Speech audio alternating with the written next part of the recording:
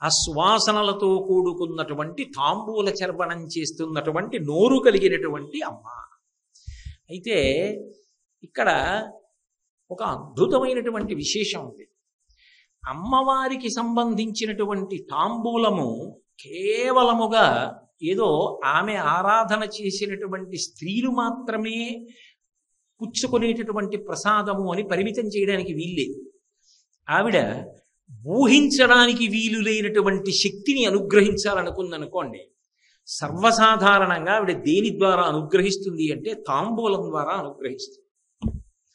అందుకే మీరు ఎప్పుడైనా చూడండి, కవితాధార ఆమె ఇవ్వవలసి వచ్చిందనుకోండి, గొప్ప కవిత్వాన్ని ఇవ్వవలసి వస్తే ఆమె తన తాంబూలపు పిడచ నోట్లో పెడుతుంది. మూకశంకరులను అలా అనుగ్రహించింది. ఆ తల్లి తన యొక్క అనుగ్రహాన్ని తాంబూలం ద్వారా అనుగ్రహించిందా, ఇంకా దాని శక్తి చెప్పడం సాధ్యం కాదు. అయితే ఒక విషయాన్ని నేను చెప్పవలసి ఉంటుంది.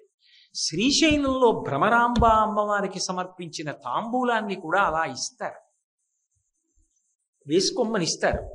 దానికి ప్రత్యక్షమైనటువంటి రుజువు ఏమిటో తెలుసా? నేనే ఒకప్పుడు నాకే శ్రీశైలంలో భ్రమరాంబ అమ్మవారి దేవస్థానంలో ఉన్నటువంటి అర్చకులు పరమ ప్రేమతో ఆ తాంబూలం ఇచ్చారు, వేసుకోండి అని. అంటే మనకి ఆ ఆర్తి ఉండాలి, ఆ ప్రేమ ఉండాలి, కానీ ఆ తల్లి అనుగ్రహిస్తుంది, ఆ తాంబూలం ఇస్తుంది. నాకే కాదు, ఆ రోజున చాలామంది వేసుకున్నారు. నాకు ఒక్కడికే ఇచ్చిందని మీరు అనుకోకండి, అదేదో గొప్ప అని నేను చెప్పట్లేదు.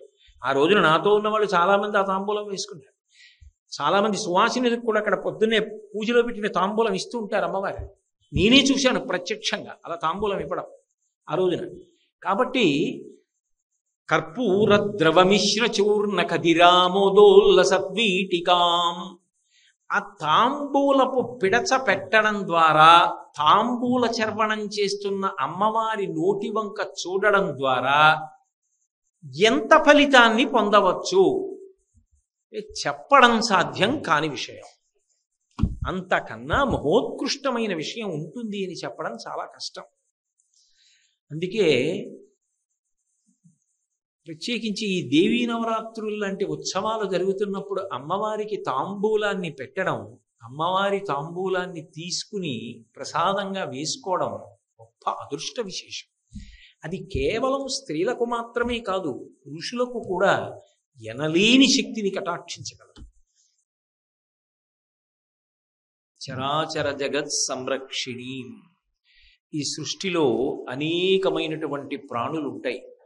అందులో స్థావరములు జంగమములు అని రెండు విధాలైనటువంటి రూపాలలో ప్రాణులు ప్రధానంగా నివసిస్తూ ఉంటాయి. స్థావరములు అంటే కదలడానికి అవకాశం లేకుండా ఉన్నటువంటి ప్రాణులు. ఉదాహరణకి చెట్లు, పర్వతములు, వాటిల్లో జీవుడు లేడు అని చెప్పడానికి వీల్లేదు. అందులో చెట్టు అయితే మనకి ప్రతిరోజు పెరుగుతూ కనపడుతూ ఉంటుంది.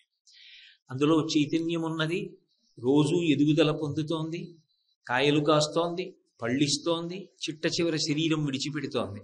కానీ కదలలేదు, ఒక చోటు నుంచి ఒక చోటుకి వెళ్ళదు. కానీ జంగమములు అలా కాదు, ఒక చోటు నుంచి ఒక చోటుకి వెడతాయి. కాళ్ళని ఆధారం చేసుకుని నడవడమో లేదా పాకుతూ వెళ్ళడమో చేస్తూ ఉంటాయి. ఈ రెండు రకాలైనటువంటి ప్రాణులతో కూడుకున్నటువంటి సమస్త సృష్టిని పరిపాలన చేసేటటువంటి తల్లి ఎవరో ఆమెయే భ్రమరాంబ. ఆమెకు నేను నమస్కరించుచున్నాను. పరిపాలన అనేటటువంటి మాటలో రెండు ప్రధానమైనటువంటి విషయాలు అంతర్లీనముగా ఉంటాయి. సృష్టి లయ కర్మఫల ప్రదాత అన్న మాటలోకి ఇమిడిపోతాయి. కర్మఫల ప్రదాత అంటే పునర్జన్మ సిద్ధాంతము ఆధారముగా చెప్పబడినటువంటి విశేషం. సనాతన ధర్మానికి ప్రాణప్రదమైనటువంటి సిద్ధాంతం ఏది అంటే పునర్జన్మ. చేసినటువంటి కర్మలు ఏ ఉంటాయో, చేసిన పాపపుణ్యములు ఏ ఉంటాయో వాటిని అనుభవించడం కోసమే మళ్ళీ శరీరాన్ని స్వీకరించవలసి ఉంటుంది. కాలోహి బలవాన్ కర్త సతతం సుఖదుఃఖయో నరాణం పరతంత్రాణం పుణ్య పాపానుయోగత అంటాడు వ్యాస భగవానుడు దేవీ భాగవతంలో. నరాణం పరతంత్రాణం, సమస్తము తెలిసిన్నటువంటి వాడు పరమాత్మ. ఇవాళ ఈ శరీరంలో ఉన్న లోపల జీవుడు గత జన్మలలో ఏ పాపపుణ్యములను ఆచరించాడు, ఆ పాపపుణ్యములకు ఫలితంగా ఏ దుఃఖాన్ని సుఖాన్ని పొందాలి నిర్ణయం చేసి దానికి అనుగుణమైనటువంటి శరీరాన్ని భగవంతుడు కటాక్షిస్తాడు. చేసిన కర్మల యొక్క ఫలితంగా ఆ సుఖము దుఃఖము వస్తూ ఉంటుంది. అయితే చేసిన కర్మలు మాత్రమే గొప్పవి. మంచి కర్మ చేస్తే సుఖం వస్తుంది, చెడ్డ కర్మ చేస్తే దుఃఖం వస్తుంది అని నేను అన్నాను అనుకోండి, అప్పుడు కర్మ గొప్పదవుతుంది తప్ప ఈశ్వరుడి యొక్క ప్రమేయం అందులో ఏముంది? ఆవిడ ఏం చేస్తుంది అందులో? ఆవిడ ఉండి చేయగలిగింది ఏముంది? గత జన్మలో నేను ఏదో పుణ్యం చేశాను సుఖపడతాను, గత జన్మలో పాపం చేశాను దుఃఖాన్ని పొందుతాను. ఆవిడ ఉండి నాకు చేసే ఉపకారం ఏమిటి అంటే, ఈ జన్మలో నేను చేసుకున్న పాపపుణ్యములను నా జీవుడు అనుభవించాలి. ఇవాళ కాకపోతే రేపు ఏదో ఒక శరీరాన్ని పొంది దాన్ని అనుభవించాలి అని అనుకున్నప్పుడు ఆ విషయాన్ని రూఢంగా మనసులో నిశ్చయం చేసుకుంటే ఒక విషయం అవగతమవుతుంది. సృష్టిలో ఏ ప్రాణి అయినా కూడా సుఖంగా ఉండాలి అని కోరుకుంటాడు తప్ప నాకు దుఃఖం రావాలి అని కోరుకోడు. నాకు దుఃఖం రావాలి అని కోరుకోడు అనుకున్నప్పుడు దుఃఖం రాకుండా ఉండాలి అంటే పాపం చేయకుండా ఉండాలి. సుఖమే రావాలి అంటే కేవలము పుణ్యకర్మలు మాత్రమే చెయ్యాలి. ఇది తెలిసిండి ఇప్పుడు నేను నా జీవితాన్ని దిద్దుకుని భగవతి ఏ విధంగా నిర్దేశించిందో అటువంటి ధర్మపథంలో ప్రయాణం చెయ్యడానికి నేను సిద్ధపడినప్పటికీ గత జన్మలలో నేను చేసినటువంటి కర్మల యొక్క ఫలితం ఎలా పోతుంది? అది నన్ను ఇబ్బంది పెడుతూనే ఉంటుంది కదా. అది నేను తెలియక చేశాను, కానీ దాని ఫలితం ఇప్పుడు అనుభవించాలి కదా. దాన్ని మరి ఆవిడ తీయకపోతే ఎలా అంటే, ఆవిడ తీయకపోతే కర్మ కన్నా ఈశ్వరుడు గొప్పవాడు కాదు. లేదా మీరు స్త్రీ రూపంగా భగవంతుణ్ణి చెప్తే కర్మల కన్నా ఈశ్వరి గొప్పది కాదు. కర్మల కన్నా ఈశ్వరి గొప్పది అని నేను చెప్పాలి అంటే ఈశ్వరి ఏం చేయగలిగి ఉండాలి? గత జన్మలలో నేను తెలిసో తెలియకో పాపం చేసినా ఇప్పుడు బుద్ధి తెచ్చుకొని ధర్మపథంలో ప్రయాణించడానికి నేను సిద్ధపడి, ఆవిడ ఉన్నది, ఆవిడ చూస్తోంది, ఆవిడ ఇచ్చిన శక్తిని నేను దుర్వినియోగం చెయ్యకూడదు అని నిర్ణయం చేసుకుంటే ఆవిడ నన్ను అనుగ్రహించి నేను గత జన్మలలో చేసినటువంటి పాపముల యొక్క ఫలితాన్ని దుఃఖ రూపంలో ఇచ్చేటప్పుడు దాన్ని తగ్గించి దాని వలన నేను భగవంతుని యొక్క పాదముల నుండి విస్మృతి పొందకుండా, ఇంత దుఃఖం వచ్చేసింది అన్న బాధలో నేను భగవంతుణ్ణి మరిచిపోవలసిన అగత్యము కలగకుండా నన్ను పొదివి పట్టి కాపాడాలి. అలా కాపాడితే నేను చేసిన కర్మ ఫలితాన్ని తగ్గించగలిగినటువంటి ఈశ్వరత్వము ఆమె యందున్నది. అది కర్మఫల ప్రదాత. అది పునర్జన్మ సిద్ధాంతంలో ప్రధానమైనటువంటి సిద్ధాంతం. ఆమె పునర్జన్మని ఇచ్చేటప్పుడు కానీ, సుఖదుఖములను ఇచ్చేటప్పుడు కానీ, మాయని తొలగించినప్పుడు కానీ, జ్ఞానం ఇచ్చినప్పుడు కానీ, మోక్షమునకు పంపినప్పుడు కానీ ఆమె సర్వస్వతంత్రురాలు. ఎవరు ఆమె వైపుకి తిరిగి పరమ భక్తితో, అమ్మా నువ్వు చెప్పినట్టు బ్రతకాలనుకుంటున్నాను, పైకి ఏదో ఆవిడికి ఆ పువ్వులు తెచ్చాను, అది తెచ్చాను, ఇది తెచ్చాను కాదు, భక్తితో ఆమె వైపుకి తిరిగి నమస్కరిస్తే శకుర్ణత్వానత్వా కథమివ సతాం సన్నిధదతే అంటారు శంకరులు సౌందర్యలహరిలో. ఆ భావన కలిగిన వాడు ఒక్కసారి నమస్కారం చేసిన ఆవిడ పరవశించిపోతుంది. అలా ఎవరు నమస్కరించాడో వాడు గత జన్మలలో చేసిన కర్మల యొక్క ఫలితములను ఇచ్చేటప్పుడు వాడు పరమ దుఃఖాన్ని పొంది తన పాదముల నుండి విస్మృతి పొందకుండా ఆమె పొదివి పట్టి కాపాడగలదు. 2, ఇక జన్మ పరంపర నుండి ఆమె విడుదల ఇవ్వగలదు. ఆమె మాయాస్వరూపిణి కనుక మాయయందు తిప్పకుండా ఏది సత్యమో అది ఎరుకలోకి వచ్చేటట్టుగా చెయ్యగలిగిన తల్లి కూడా ఆవిడే. అందుకే అమ్మవారిని ఎరుపుతో సంకేతిస్తూ ఉంటారు. అరుణాం కరుణాతరంగితాక్షీం అని.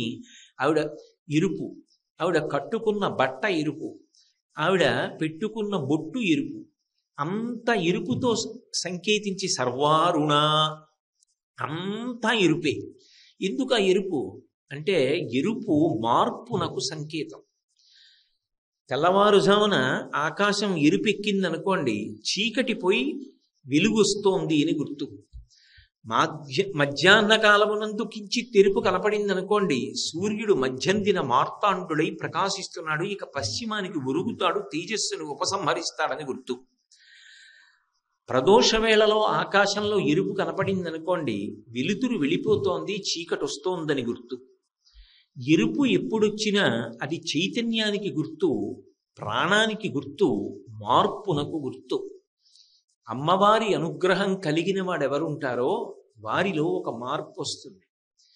కష్టానికి విచలితుడైపోకుండా, ఈ కష్టాన్ని నేను తట్టుకోలేకపోతున్నాను అంటే ఎంత పాపకర్మ చేశాను, కాబట్టి ఇక మళ్ళీ మళ్ళీ అటువంటి పాపముల జోలి మనవద్దు, మనం ధార్మికంగా బ్రతుకుదామని రూఢం చేసుకుని బ్రతకగలిగినటువంటి స్థితిని పొందగలిగినటువంటి అధ్యవసాయముతో కూడుకున్న మనస్సుని మార్పుతో ఇవ్వగలిగిన తల్లి ఎవరు అంటే ఆమెయే. దానికి ప్రాతిపదిక ఏమి? భక్తితో ఆమె వంక తిరిగి నమస్కరించడం. భక్తి అన్న మాటకు అర్థమేమి? పరిణతి పొందిన భక్తి ధర్మము. విశ్వాసంతో నాలో ఒక మార్పు రావాలి, నేను ఈ జన్మ నిరర్థకం చేసుకుంటే వేరొక్కసారి మనుష్య ప్రాణి కాకుండా ఇంకొక శరీరంలో వెడితే శాస్త్రాన్ని పట్టుకోలేను, గురువుని పట్టుకోలేను, అనుష్ఠానం చెయ్యలేను, విషయం తెలుసుకోలేను, ఆచరణలోకి తెచ్చుకోలేను, కోట్ల జన్మలు పాడైపోతాను. కాబట్టి ఈ జన్మలో ఉండగానే నేను ఇల్లు చక్కపెట్టుకోవాలి. దీపం ఉండగా ఇల్లు చక్కపెట్టుకోకపోతే తర్వాత వగచి ప్రయోజనం ఉండదు అని ఎవడు పరితాపమును పొందాడో అటువంటి వాణ్ణి తన వైపుకి తిప్పి ఈశ్వరుని యందు కలుపుతుంది. అలా కలపగలిగిన తల్లి కాబట్టి ఆమె జగత్ సంరక్షణ చేస్తుంది. రక్షణ అంటే పరిపాలన, ఆ తిప్పగలిగినటువంటి శక్తి. అంతేకాదు, సృష్టి అంటే పునర్జన్మ ఇవ్వడం, లయ, మళ్ళీ ఆ శరీరం విడిచిపెట్టి జీవుడు వేరొక శరీరంలోకి వెళ్ళిపోతూ ఉండడం, జనన మరణ చక్రంలో తిప్పడం, అదే మాయ. మహామాయా విశ్వం భ్రమయసి పరబ్రహ్మ మహిషి. సంసార చక్రము అంటే గృహస్థాశ్రమంలో ఉండి భార్యాబిడ్డలతో ఉండడము అన్న ఒక్కటే అర్థం లేదు. సంసార చక్రము అంటే జనన మరణ చక్రమునందు తగులుకుని ఉండుట, అలా తిరుగుతూ ఉండడం. అందుకే శంకరాచార్యులు వారు శివానంద లహరి చేస్తూ గళంతీ శంభోత్వచ్చరిత సరిత కిల్బిషరజో దళంతీ ధీకుల్యాసరణిషు పతంతీ విజయతాం దిశంతీ సంసార భ్రమణ పరితాపోపశమనం వసంతీ మధ్యేతో హృదభవి శివానందలహరి అంటారు. సంసార భ్రమణ పరితాపోపశమనం అన్నారు. సంసార పరిభ్రమణము అంటే జనన మరణ చక్రమునందు జీవుడు ఒక శరీరాన్ని పుచ్చుకోవడం, కొన్నాళ్ళకు వదిలేయడం, మళ్ళీ ఇంకో శరీరంలోకి వెళ్ళడం, మళ్ళీ పుచ్చుకోవడం, అలా తిరుగుతూనే ఉండడం. ఇలా తిరుగుతూ ఉండేటటువంటి దాని నుంచి విడుదల ఏనాడు పొందాడో ఆనాడు పరమశాంతిని పొందాడు. మోక్షము అంటే విడుదల. దాని వైపుకు తీసుకెడుతుంది. అందుకే సృష్టికర్త్రి బ్రహ్మరూప గోప్త్రీ గోవిందరూపిణి సంహారిణి రుద్రరూపాతిరోధాన కరీశ్వరి. ఆ తల్లి సృష్టి నుంచి మోక్షం వరకు చేస్తుంది. ఆమె ఇవ్వాలి అని అనుకున్నప్పుడు అడగడం మనకి చేత కాదు, ఆమె ఏదైనా ఇవ్వగలదు. అందుకే ఆమెకి కామకోటి అని పేరు. కామకోటి అన్న మాటకు అర్థం ఏమిటంటే కోర్కెలకు చిట్ట చివరి హద్దు. మహా అడిగితే ఏమడగగలవు? సుఖములకన్నిటికీ కూడా అంతిమమైనటువంటి సుఖం మోక్ష సుఖం, అథవా అంతకన్నా కిందకి వైరాగ్య సుఖం. ఈ సుఖములను అడిగితే ఏ కోరిక కోరినా ఆ కోరికలకి హద్దు ఆవిడే, ఆవిడ్ని దాటి ఇంకా ఉండడానికి వీల్లేదు. అందుకే ఆమె కామకోటి. అటువంటి తల్లి కాబట్టి ఆమె సృష్టి లయ రెండు. స్థితి. స్థితి అంటే ఒక శరీరంతో వచ్చాం భూమి మీదకి, అది స్థావరము కావచ్చు, జంగమము కావచ్చు. చరాచర జగత్ సంరక్షిణి. అది ఓ చెట్టు కావచ్చు, ఓ కొండ కావచ్చు, ఓ కొండ చిలవ కావచ్చు, ఓ చీమ కావచ్చు, మనిషి కావచ్చు. ఇన్ని ప్రాణులను పోషించడం ఎలా అంటే ఆమె బ్రహ్మాండ పిండాండ సమన్వయాన్ని చేస్తుంటుంది. అది ఆమె గొప్పతనం, అది రక్షణ, అది నిర్వహణ, పరిపాలన చేస్తూ ఉంటుంది. ఎలా అంటే ఎన్ని ప్రాణులు ఉండనివ్వండి, అన్ని ప్రాణుల యొక్క బ్రతుకు పిండాండ బ్రహ్మాండ సమన్వయం మీద ఆధారపడుతుంది. ఉదాహరణకి ఇది పిండాండం. పిండాండం అంటే ఓ శరీరం, బ్రహ్మాండం అంటే బయట ఉన్నటువంటి పాంచభౌతికమైనటువంటి ప్రకృతి. దీనిలోకి గాలి కావాలి, ఎక్కడి నుంచి వస్తుంది? బ్రహ్మాండంలో గాలి పిండాండంలోకి ఎడుతుంది. వెళ్ళినది మలినమైపోయింది. ఊపిరితిత్తుల దగ్గర బొగ్గు పులుసు వాయువుని పుచ్చుకొని ప్రాణవాయువుని శరీరానికి ఇచ్చింది. ఇప్పుడు మలినమైన వాయువుని ఎవరు పుచ్చుకోవాలి? విడిచిపెట్టినప్పుడు బ్రహ్మాండం పుచ్చుకుంటుంది. బ్రహ్మాండంలోంచి ఊపిరి తీసి మలినమైన వాయువుని మళ్ళీ బ్రహ్మాండంలోకి వదిలిపెడతాడు. దీనికి దాహం వేసింది, నీళ్లు కావాలి. బ్రహ్మాండంలో నీళ్లు తెచ్చి పిండాండంలో పోస్తాడు. పిండాండంలో మూత్రపిండములు శుద్ధి చేసి మలినమైన జలాన్ని సిద్ధం చేస్తాయి. మూత్ర రూపంలో దాన్ని విడిచిపెట్టాలి. ఎక్కడ విడిచిపెడతాడు? మా అమ్మ అన్నా, మా నాన్నగారన్నా, మా ఆయనన్నా, మా అన్నగారన్నా, మా గురువుగారన్నా అవి ఎవరు పుచ్చుకోరు. ఎవరు పుచ్చుకోవాలి? బ్రహ్మాండం పుచ్చుకోవాలి. లోపలికి నీరిచ్చేది బ్రహ్మాండం, మలినమైన నీటిని మళ్ళీ పుచ్చుకునేది బ్రహ్మాండం. అంటే బ్రహ్మాండము నుండి నీరు పిండాండములోకి వెళ్ళి పిండాండములో ఉన్న మలినమైన నీటిని మళ్ళీ బ్రహ్మాండం పుచ్చుకుంటుంది. దీనికి ఆకలేసింది, అన్నం కావాలి. బ్రహ్మాండంలోంచి అన్నం వస్తుంది. బయట ఓ యాపిల్ పండు తెచ్చుకు తింటాను. లోపల తెల్లవారేటప్పటికి పిప్పి మిగిలిపోయింది. దుర్గంధభూయిష్టమైనటువంటి పిప్పి సంవరణీకండరములు సడలిపోయి కింద నుంచి జారిపోయినప్పుడు ఎవరు పుచ్చుకుంటారు? మళ్ళీ బ్రహ్మాండం పుచ్చుకోవాలి. మళ్ళీ కడుపు ఖాళీ అయి ఆకలేస్తే బ్రహ్మాండంలోంచి పిండాండంలోకి, పిండాండంలో పిప్పి బ్రహ్మాండంలోకి. ఇది ఇలా తిరుగుతుంటుంది ఈ చక్రం. ఈ చక్రం తిరిగేటప్పుడు ఒకదానికన్నా ఒకటి అత్యంత ఆవశ్యకములు. బ్రహ్మాండంలో ఆహారాన్ని పిండాండం పుచ్చుకోవడంలో వైక్లభ్యం వచ్చిందనుకోండి, ఆకలి ఇట్లేదు, తిన్నా నిలబట్టలేదు, వాంతి అవుతోంది. ఇవాళ సాయంకాలం వైద్యుడి దగ్గరికి వెళ్ళచ్చు. నీరు పుచ్చుకున్నది నిలబట్టలేదు, వెళ్ళిపోతోంది. సాయంకాలం వరకు ఆగకూడదు, గంటలో వెళ్ళాలి. బ్రహ్మాండంలో ఊపిరి పిండాండం పుచ్చుకోట్లా, పిండాండంలో ఉన్నటువంటి మలినమైన వాయువుని బ్రహ్మాండంలోకి వదిలిపెట్టట్లా, ఉత్తర క్షణం వెళ్ళిపోవాలి. ఒకదానికన్నా ఒకటి ప్రమాదం. ఆఖరణ బ్రహ్మాండంలోంచి పిండాండంలోకి, పిండాండంలోంచి బ్రహ్మాండంలోకి 5 సమన్వయం ఆగిపోయిందనుకోండి, శవం. అప్పుడు అది ఎక్కడికి వెళ్ళాలి? బ్రహ్మాండంలోనే కలిసిపోవాలి.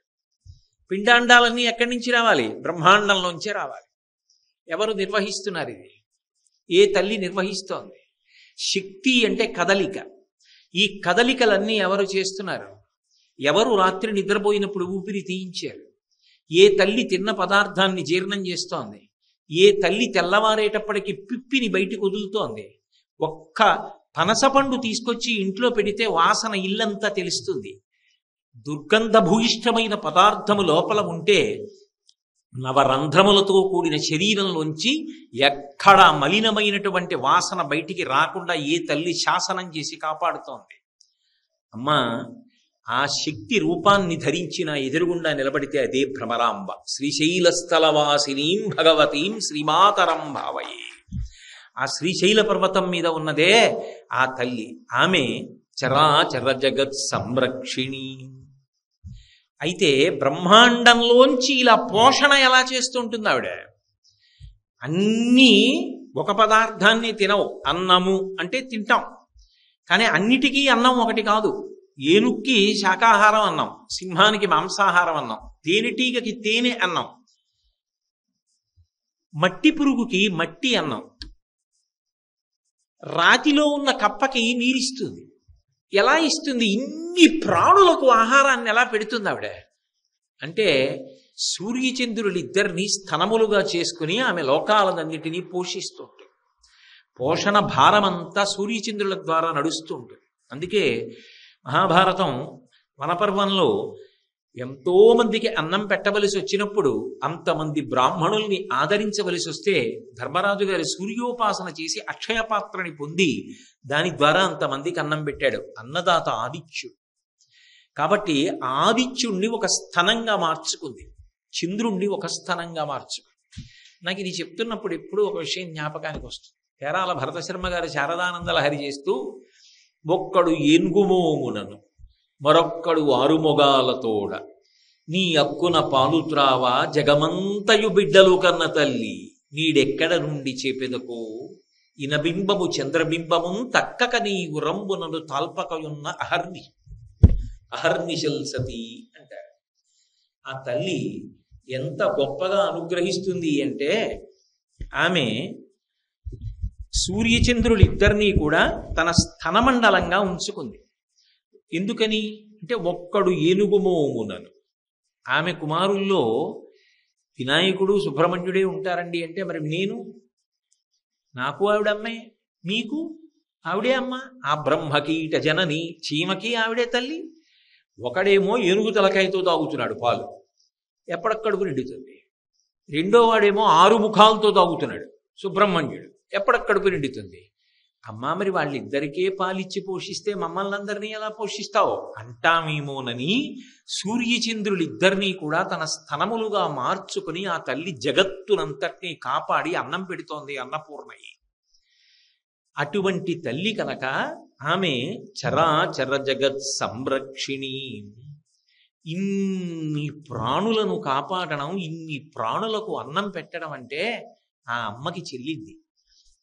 ఇందరి కర్మఫలాలను చూస్తూ, ఇంతమందిని అనుగ్రహిస్తూ, శరణాగతి చేసిన వాళ్ళని మరింత తొందరగా అనుగ్రహిస్తూ, సాధన చేసినటువంటి వాణ్ణి ఒక్కొక్క మెట్టు పైకెక్కిస్తూ పునర్జన్మ చక్రం నుంచి తప్పించగలిగినటువంటి ఆ తల్లి ఉన్నదే, ఆమె చరాచర జగత్ సంరక్షిణి. తత్పదాం.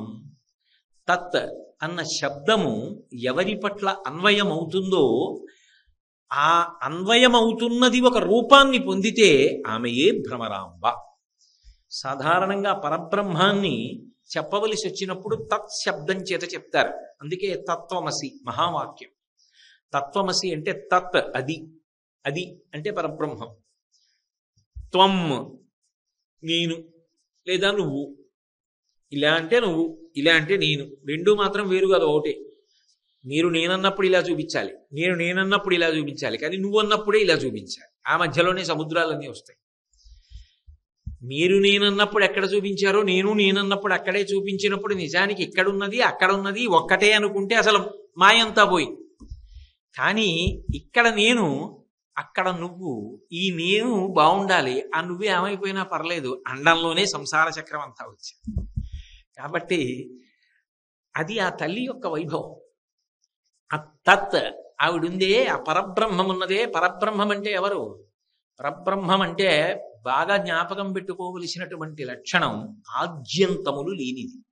ఒకనాడు ఉన్నది, ఒకనాడు లేనిది అన్న మాట అన్వయము కానిది, ఎప్పుడూ ఉంటుంది, సనాతన.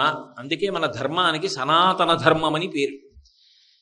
ఇది ఒకనాడు ఉన్నది ఒకనాడు లేనిది కాదు, ఎప్పుడూ ఉన్నది. భగవంతుడు ఎలా సనాతనుడో ఈ ధర్మము కూడా అంతే, సనాతన ధర్మము. ఇటువంటి సనాతనమైనటువంటి ధర్మమును ప్రతిపాదించినటువంటి తల్లి కూడా ఆమెయే.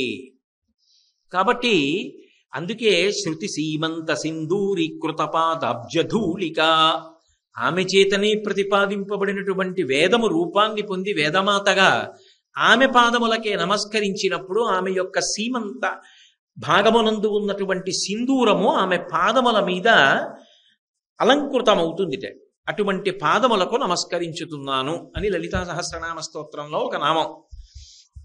ఆ తల్లి తత్పదాం. ఏ తల్లి ఒకనాడు ఉండి ఒకనాడు లేదన్న మాట అనడానికి వీలు లేదు, ఏ తల్లి సర్వకాల సర్వావస్థలయందు ఉన్నదో, ఏ తల్లి సృష్టి స్థితి లయ తిరోధానము అనుగ్రహము అనబడేటటువంటి 5 కార్యములను చేయుచున్నదో, ఆమె ఒక రూపాన్ని పొందితే ఆ తత్ పేరు రూపాన్ని తీసుకుంటే అదే భ్రమరాంబ. ఇవన్నీ గుణములుగా చెప్పగలం తప్ప అలా ఉన్నవారిని చూడాలి, ఒక్కసారి ఆ పరబ్రహ్మాన్ని చూడాలి అనుకుంటే భ్రమరాంబ వంక చూడు, ఆమెయే ఆ తత్ శబ్దమునకు నిలువెత్తు ఆకారము. అందుకే తత్పదాం. ఎవ్వడు సృజించు ప్రాణుల ఎవ్వడు రక్షించు త్రుంచు ఎవ్వడనంతుండెవ్వడు విభుడెవ్వడు వాడి విధమున మనుచు వినుచు హేలారతుడై. అది ఆవిడ గొప్పతనం. సాధారణంగా మనం నవరంధ్రాలు అంటాం. నిజానికి నవరంధ్రములు అంటే 2 కన్నులు, 2 ముక్కులు, 2 చెవులు, 6, నోరు 7, మలద్వారం 8, మూత్రద్వారము 9. ఆ 9 కాదు, 11 రంధ్రములు ఉంటాయి, 11 రంధ్రములు. అందుకే మనిషి జీవితమంతా రంధ్రాన్వేషణమే. అనడానికి కారణం అదే. అసలు మనిషి పుట్టుక ఎక్కడ మొదలంటే రంధ్రాన్వేషణ. శరీరం అంతా తయారైపోయిన తర్వాత బయటికి వెళ్ళిపోవాలి కదా అమ్మ కడుపులోంచి. అప్పుడు రంధ్రాన్వేషణం చేయడు, ఎలా బయటికి వెళదామని.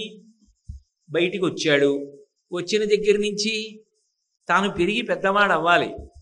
నోట్లో పెట్టుకోరా అంటే ఎలా పెట్టుకోవాలో తెలియక చెయ్యి ఇటుపోతుంది, చెయ్యి అటుపోతుంది. అమ్మ ఇలా పెట్టుకోవాలి, ఇలా కలపాలి, మితుకులు కింద పడకూడదు, ముద్దిలా నోట్లో పెట్టుకోవాలి. నోట్లో పెట్టుకోవడం అలవాటు అవుతుంది. ఇంకా నేను అన్నీ వర్ణించడం ఎందుకు, మీకు తెలుసు. వయసు పెరిగే కొద్దీ రకరకాల రంధ్రాన్వేషణాలు.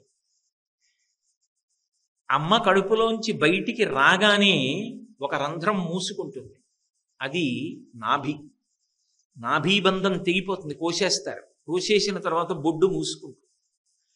ఆ రంధ్రం మూసుకుంది. 11వ రంధ్రం జీవి ప్రాణోత్క్రమణం అవుతున్నప్పుడు తెరుచుకోవాలి. అది బ్రహ్మరంధ్రం. అది అక్కడ ఆ తల్లి ఉంటుంది.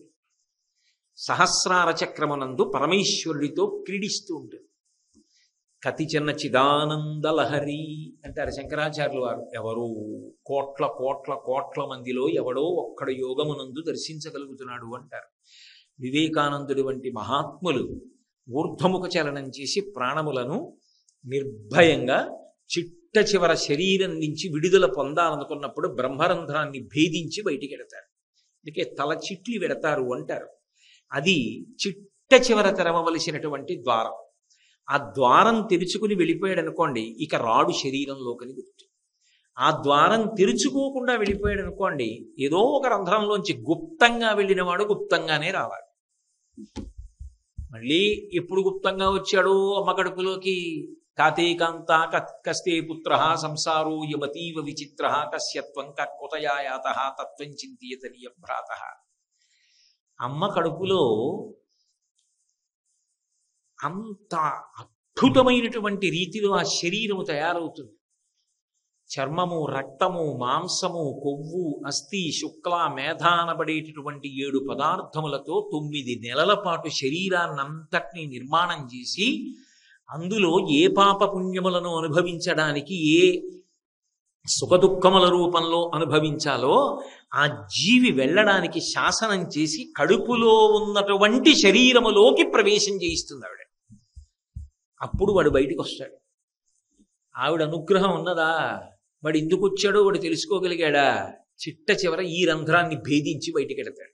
అందుకే మాడు మీద కొట్టకండ్రా అంటుంటారు మన వాళ్ళు. ఎందుకంటే ఆ తలుపు తట్టే తలుపు కాదు, వాడంతట వాడు తెరుచుకుని వెళ్ళవలసిన తలుపు.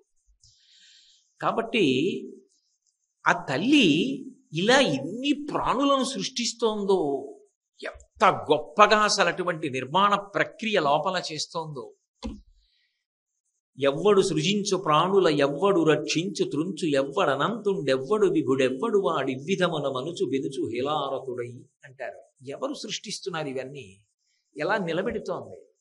వెళ్ళిపోయేటప్పుడు ఆఖరి ఊపిరి వరకు అలజడి అలజడి అలజడి అలజడి. నావాళ్ళు నావాళ్ళు నావాళ్ళు, వదిలేస్తున్నానేమో, ఏమైపోతుందో. పక్కన నించున్న వాడికి బాధ, వెళ్ళిపోతున్న వాడికి బాధ.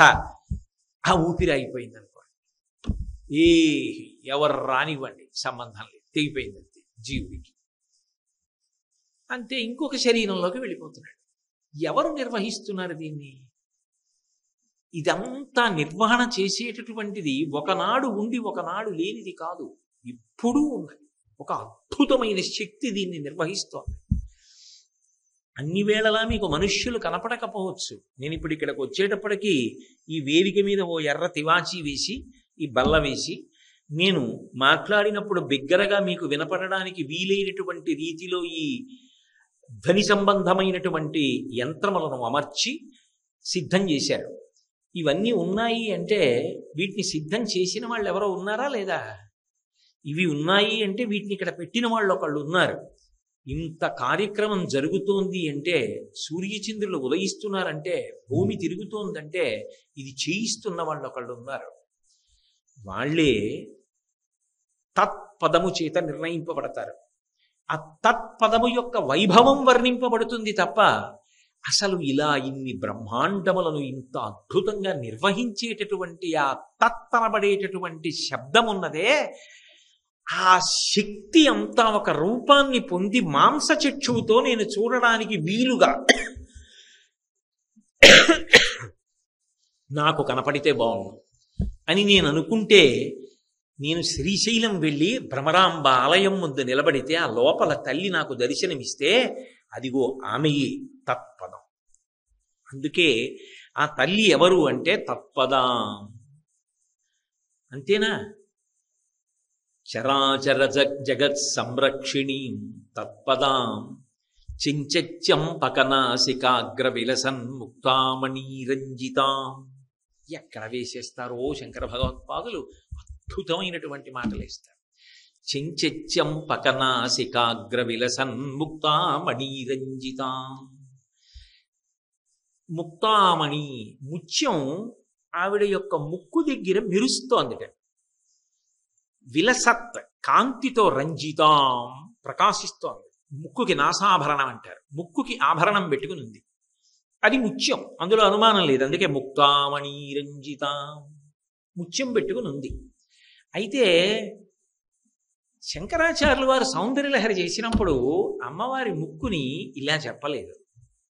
ఇక్కడ చెంచత్యం పకనాసికాగ్ర విలసన్ ముక్తామణి రంజితాం అన్నారు. కేవలం ముక్కు కాదు, ముక్కుతో పాటు కదులుతున్నటువంటి ముత్యం ఇక్కడ చెప్తున్నారు. చంపకం అంటే సంపంగి పువ్వు. ఏ సంపంగి పువ్వు? ఆకుపచ్చ సంపంగి కాదు, సింహాచల సంపంగి అంటారే, పసుపు ఎరుపు రంగులలో ఉంటుంది. ఆ సంపంగి పువ్వు గురించి చెప్తున్నారు. సౌందర్యలహరిలో అయితే ఇలా చెప్పలేదు.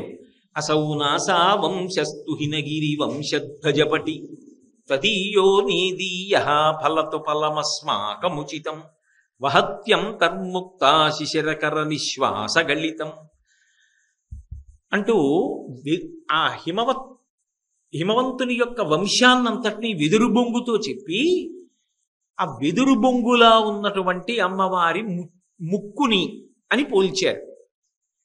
వెదురు బొంగులో ముత్యాలుంటాయి అని పురాణముల యందు చెప్పబడింది. నేను చూశానా అని అడక్కండి, శంకరాచార్యులు వారు చెప్పిన స్తోత్రంలోంచి నేను చెప్తున్నాను. అసౌ నాసావంశస్తు హినగిరి వంశధ్వజపటి సమృద్ధ్యాయత్తాసా బహిరపి సముక్తామణిధర ముక్తామణిధర. అక్కడ కూడా అదే చెప్పారు. కానీ సంపంగి పువ్వు చెప్పలేదు, వెదురు బొంగు చెప్పారు. అయితే మీరు ఒకటి ఆలోచించండి, ముక్కు వెదురు బొంగులా ఉండి అందులో ముత్యం ఉంది. శిశిరకర నిశ్వాస గళితం అన్నారు. మళ్ళీ ఆ చెప్పేటప్పుడు కూడా చంద్ర సంబంధమైన ముక్కు కన్నంలోంచి ఆ ముత్యం బయటికి వచ్చి లోపలికెడుతోంది అన్నారు. చంద్ర సంబంధమైన ముక్కు కన్నం ఏది? ఎడం ముక్కు. కుడి ముక్కు సూర్య సంబంధం. ఇడ పింగళ సుషుమ్న కదా, మధ్యలోని సుషుమ్న. ఎడమ చంద్ర సంబంధం. చంద్ర సంబంధమైనటువంటి ముక్కు కన్నంలోంచి ఊపిరి బయటికి వస్తోంది అన్నటువంటి మాట యోగ సంబంధమైనటువంటి మాట. ఎందుకని అంటే శిశిరకర నిశ్వాస గళితం. అది మనం ప్రయత్నపూర్వకంగా చూద్దాము అంటే కుదిరే విషయం కాదు అని యోగశాస్త్ర ప్రతిపాదన. నేను పరమ ప్రశాంతమైనటువంటి స్థితిలో, ధ్యానంలో, సంతోషంతో, అనురాగంతో, ప్రేమతో, కారుణ్యంతో ఉన్నాననుకోండి, అప్పుడు నాకు తెలియకుండా ఊపిరి కుడి ముక్కులోంచి వెళ్ళి ఎడమ ముక్కు రంధ్రంలోంచి బయటికి వస్తుంది. శిశిరకర నిశ్వాస గళితం. ఎడమ ముక్కు కన్నంలోంచి బయటికి వస్తోందట అమ్మవారికి. అది చంద్ర సంబంధం కదా, చల్లగా ఉంటుంది కదా, అందులో ఉంది ముత్యం. లోపలికి పెట్టుకుంది ఆవిడ. ఆ ఊపిరి వదిలినప్పుడు ఆ ముత్యం ఏం చేస్తోందంటే బయటికి వచ్చి మళ్ళీ ఊపిరి తీసినప్పుడు లోపలికి వెళ్ళిపోతుంది. అది కనపడక కదులుతున్నటువంటి ముత్యం. ఎందుకని? వెదురు బొంగులో ముత్యాలు ఇప్పుడు కనపడతాయి అంటే వెదురు కర్ర నరికేసి పగల కొడితే ముత్యాలు కనపడాలి. అలా అంటే అమంగళకరం కదా. అందుకే శిశిరకర నిశ్వాస గళితం.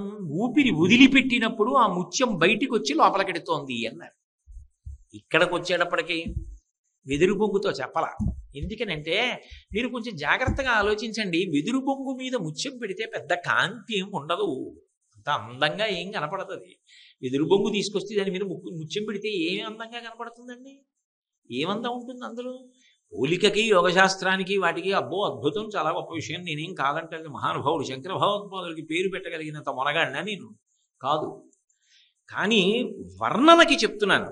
కానీ లలితా సహస్రనామ స్తోత్రంలో వ్యాస భగవానుడే ఉన్నాడు, తారాకాంతి తిరస్కారినాసాభరణ భాసురా అన్నాడు.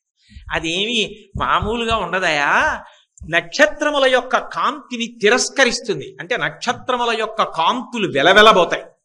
దేనికి అంటే ఆవిడ ముక్కుకి పెట్టుకున్నటువంటి ముత్యపు కాంతుల ముందు ఆ కాంతులు వెలవెలబోవాలి. అంటే వెదురు బొంగు మీద ముత్యం పెడితే ఇంత కాంతిగా కనపడుతుందని చెప్పడం కుదురుతుందా? లోపల నుంచి బయటకు వచ్చి వెళ్ళిపోతున్నప్పుడు యోగ సంబంధానికి బాగుందేమో కానీ ఈ మాటకి ఈ మాట ఎలా కుదురుతుంది? పైగా భ్రమరాంబ విషయంలో దీనికి అన్వయం అంత బాగా ఎలా కుదురుతుంది అనుకున్నారు శంకరులు బహుశా. అందుకే ఇక్కడికి వచ్చేటప్పటికి వెదురు బొంగుతో పోలిక పెట్టాల అమ్మవారి ముక్కుకి. చించెత్యం పకనాసికాగ్ర విలసన్ముక్తామణిరంజితాం, సంపంగి పువ్వుతో పోల్చారు. సంపంగి పువ్వుతో ఎందుకు పోల్చాలి అంటే, సంపంగి పువ్వు కొంచెం ఇలా ముద్దగా ఉంటుంది. కొంచెం ఒక్క రేకో రెండు రేకులో విచ్చుకున్నాయి అనుకోండి, మీరు ముచిక పట్టుకుని ఇలా పెట్టారనుకోండి, కొంచెం ముక్కు పుటాలు అదిరి పడుతూ ఇలా ముక్కు కన్నాలు బాగా తెరుచుకుంటే ఎలా ఉంటుందో అలా ఉంటుంది. అప్పుడు అలా వెదురుబొంగు ఉండదు. అందుకే సంపంగి పువ్వు అయితే ఇలా ముచిక పట్టుకున్నప్పుడు అటు ఇటు రేకులు విచ్చుకుంటే నాసాపుటములు అదిరిపడుతున్నటువంటి ముక్కులా ఉంటే, కదులుతున్న ముక్కు ముత్యంలా ఉంటుంది. అయితే ఈ సరదా ఏంటి? ఎందుకు ఆ ముత్యం గురించి అంత కష్టపడి చెప్తున్నారు? ఆయనకి కష్టం ఉండదు, మన చేత ధ్యానం చేయిస్తారు ఆయన. బాగా బాగా బాగా ఇటు లలితా సహస్రం, అటు సౌందర్య లహరి, ఇటు స్తోత్రం, ఇన్నింటిని ఆలోచింపచేసి ఇలా ఎందుకు వేశారు అని బాగా ఆలోచించేటట్టు చేస్తారు. అలా ఆలోచించేటట్టు చేస్తే దాని గురించి ఆలోచించడమే ధ్యానం. అదే భ్రమరాంబ ధ్యానం. దానివల్లనే అమ్మవారి అనుగ్రహం. అది శంకర భగవత్పాదుల యొక్క కవితా ప్రజ్ఞ. ముక్కుకి పెట్టుకునేటటువంటి ఆభరణం విషయంలో అమ్మవారికి ఒక ప్రత్యేకత ఉంది. ప్రత్యేకించి మీనాక్షి అమ్మవారు, కన్యాకుమారి అమ్మవారు, వీళ్ళిద్దరూ కూడా నాసాభరణానికి ప్రఖ్యాతి. వీళ్ళిద్దరూ కూడా నాసాభరణం పెట్టుకుంటారు. పైగా పరమమంగళప్రదమైన ఆభరణంగా దేన్ని చెప్తారు అంటే, అమ్మవారికి పెట్టేటటువంటి ముక్కుకి ఆ బులాకి అంటామే, ఆ ముత్యంతో చేసినటువంటి ఆభరణం అమ్మవారికి ముక్కుకి పెట్టుకున్నది పరమ పవిత్రం, పరమ మంగళప్రదంగా చెప్తారు. అందుకే ఒకానొకప్పుడు అటువంటి ఆభరణం పరమ ప్రఖ్యాతిని పొంది ఉండేది. ఇప్పుడు సంపంగి పువ్వుతో ఎందుకు పోల్చి చెప్తున్నారు శంకరులు?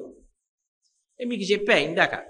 ఒకటి, నాసాభరణమునందు ప్రఖ్యాతి వహించినటువంటి మూర్తులు ఉన్నాయి అమ్మవారివి, మీనాక్షి, కన్యాకుమారి, ఇటువంటివి. అంతేకాదు, నిజానికి రక్షణ అనేటటువంటిది విష్ణుశక్తి. ఆ విష్ణుశక్తికి వైష్ణవీ శక్తికి అభేదం. అందుకే గరుడధ్వజాం, ఆమె గరుడధ్వజాన్ని పొంది ఉంది అన్నారు. అంటే విష్ణువు యొక్క స్త్రీ స్వరూపం. అభేదం, ఇద్దరూ ఒకటే. ఇద్దరూ ఒకటే అయినప్పుడు ఇప్పుడు అమ్మవారు ఎలా ముక్కు చివర ముత్యం పెట్టుకుంటుందో, విష్ణువు యొక్క అవతారములన్నీ కూడా ఏ అవతారంలోకి వెళ్ళిపోతాయో అటువంటి పరిపూర్ణ అవతారమైనటువంటి కృష్ణావతారం కూడా ముక్కు చివర ముత్యం పెట్టుకుంటుంది.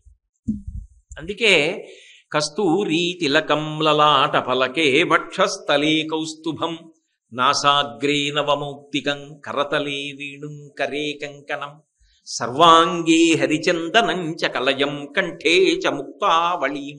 ఆయనకి అదే అలవాటు. గోపస్త్రీ పరివేష్టితో విజయతే గోపాల చూడామణి.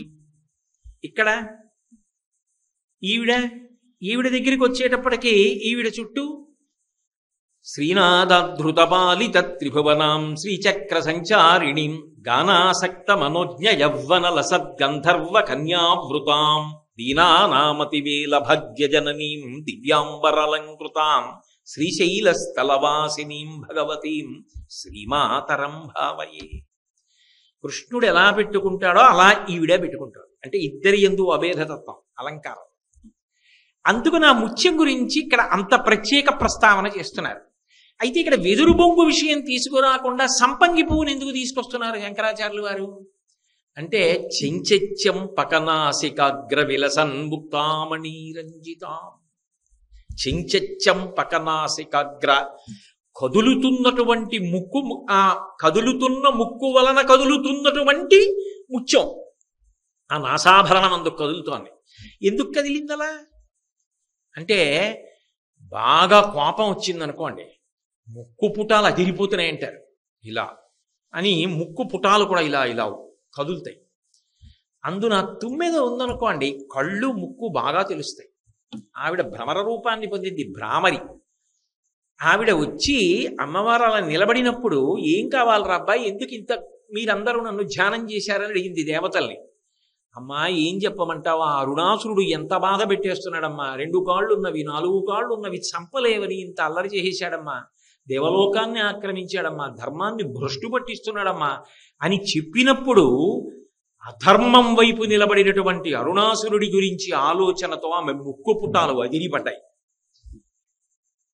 పిల్లలు ధర్మాత్ములు, వాళ్ళు పడుతున్న కష్టాలు చూసి నేనుండగా వీళ్ళకింత బాధ అని ఆక్రోశంతో ముక్కు పుటాలు అదిరే.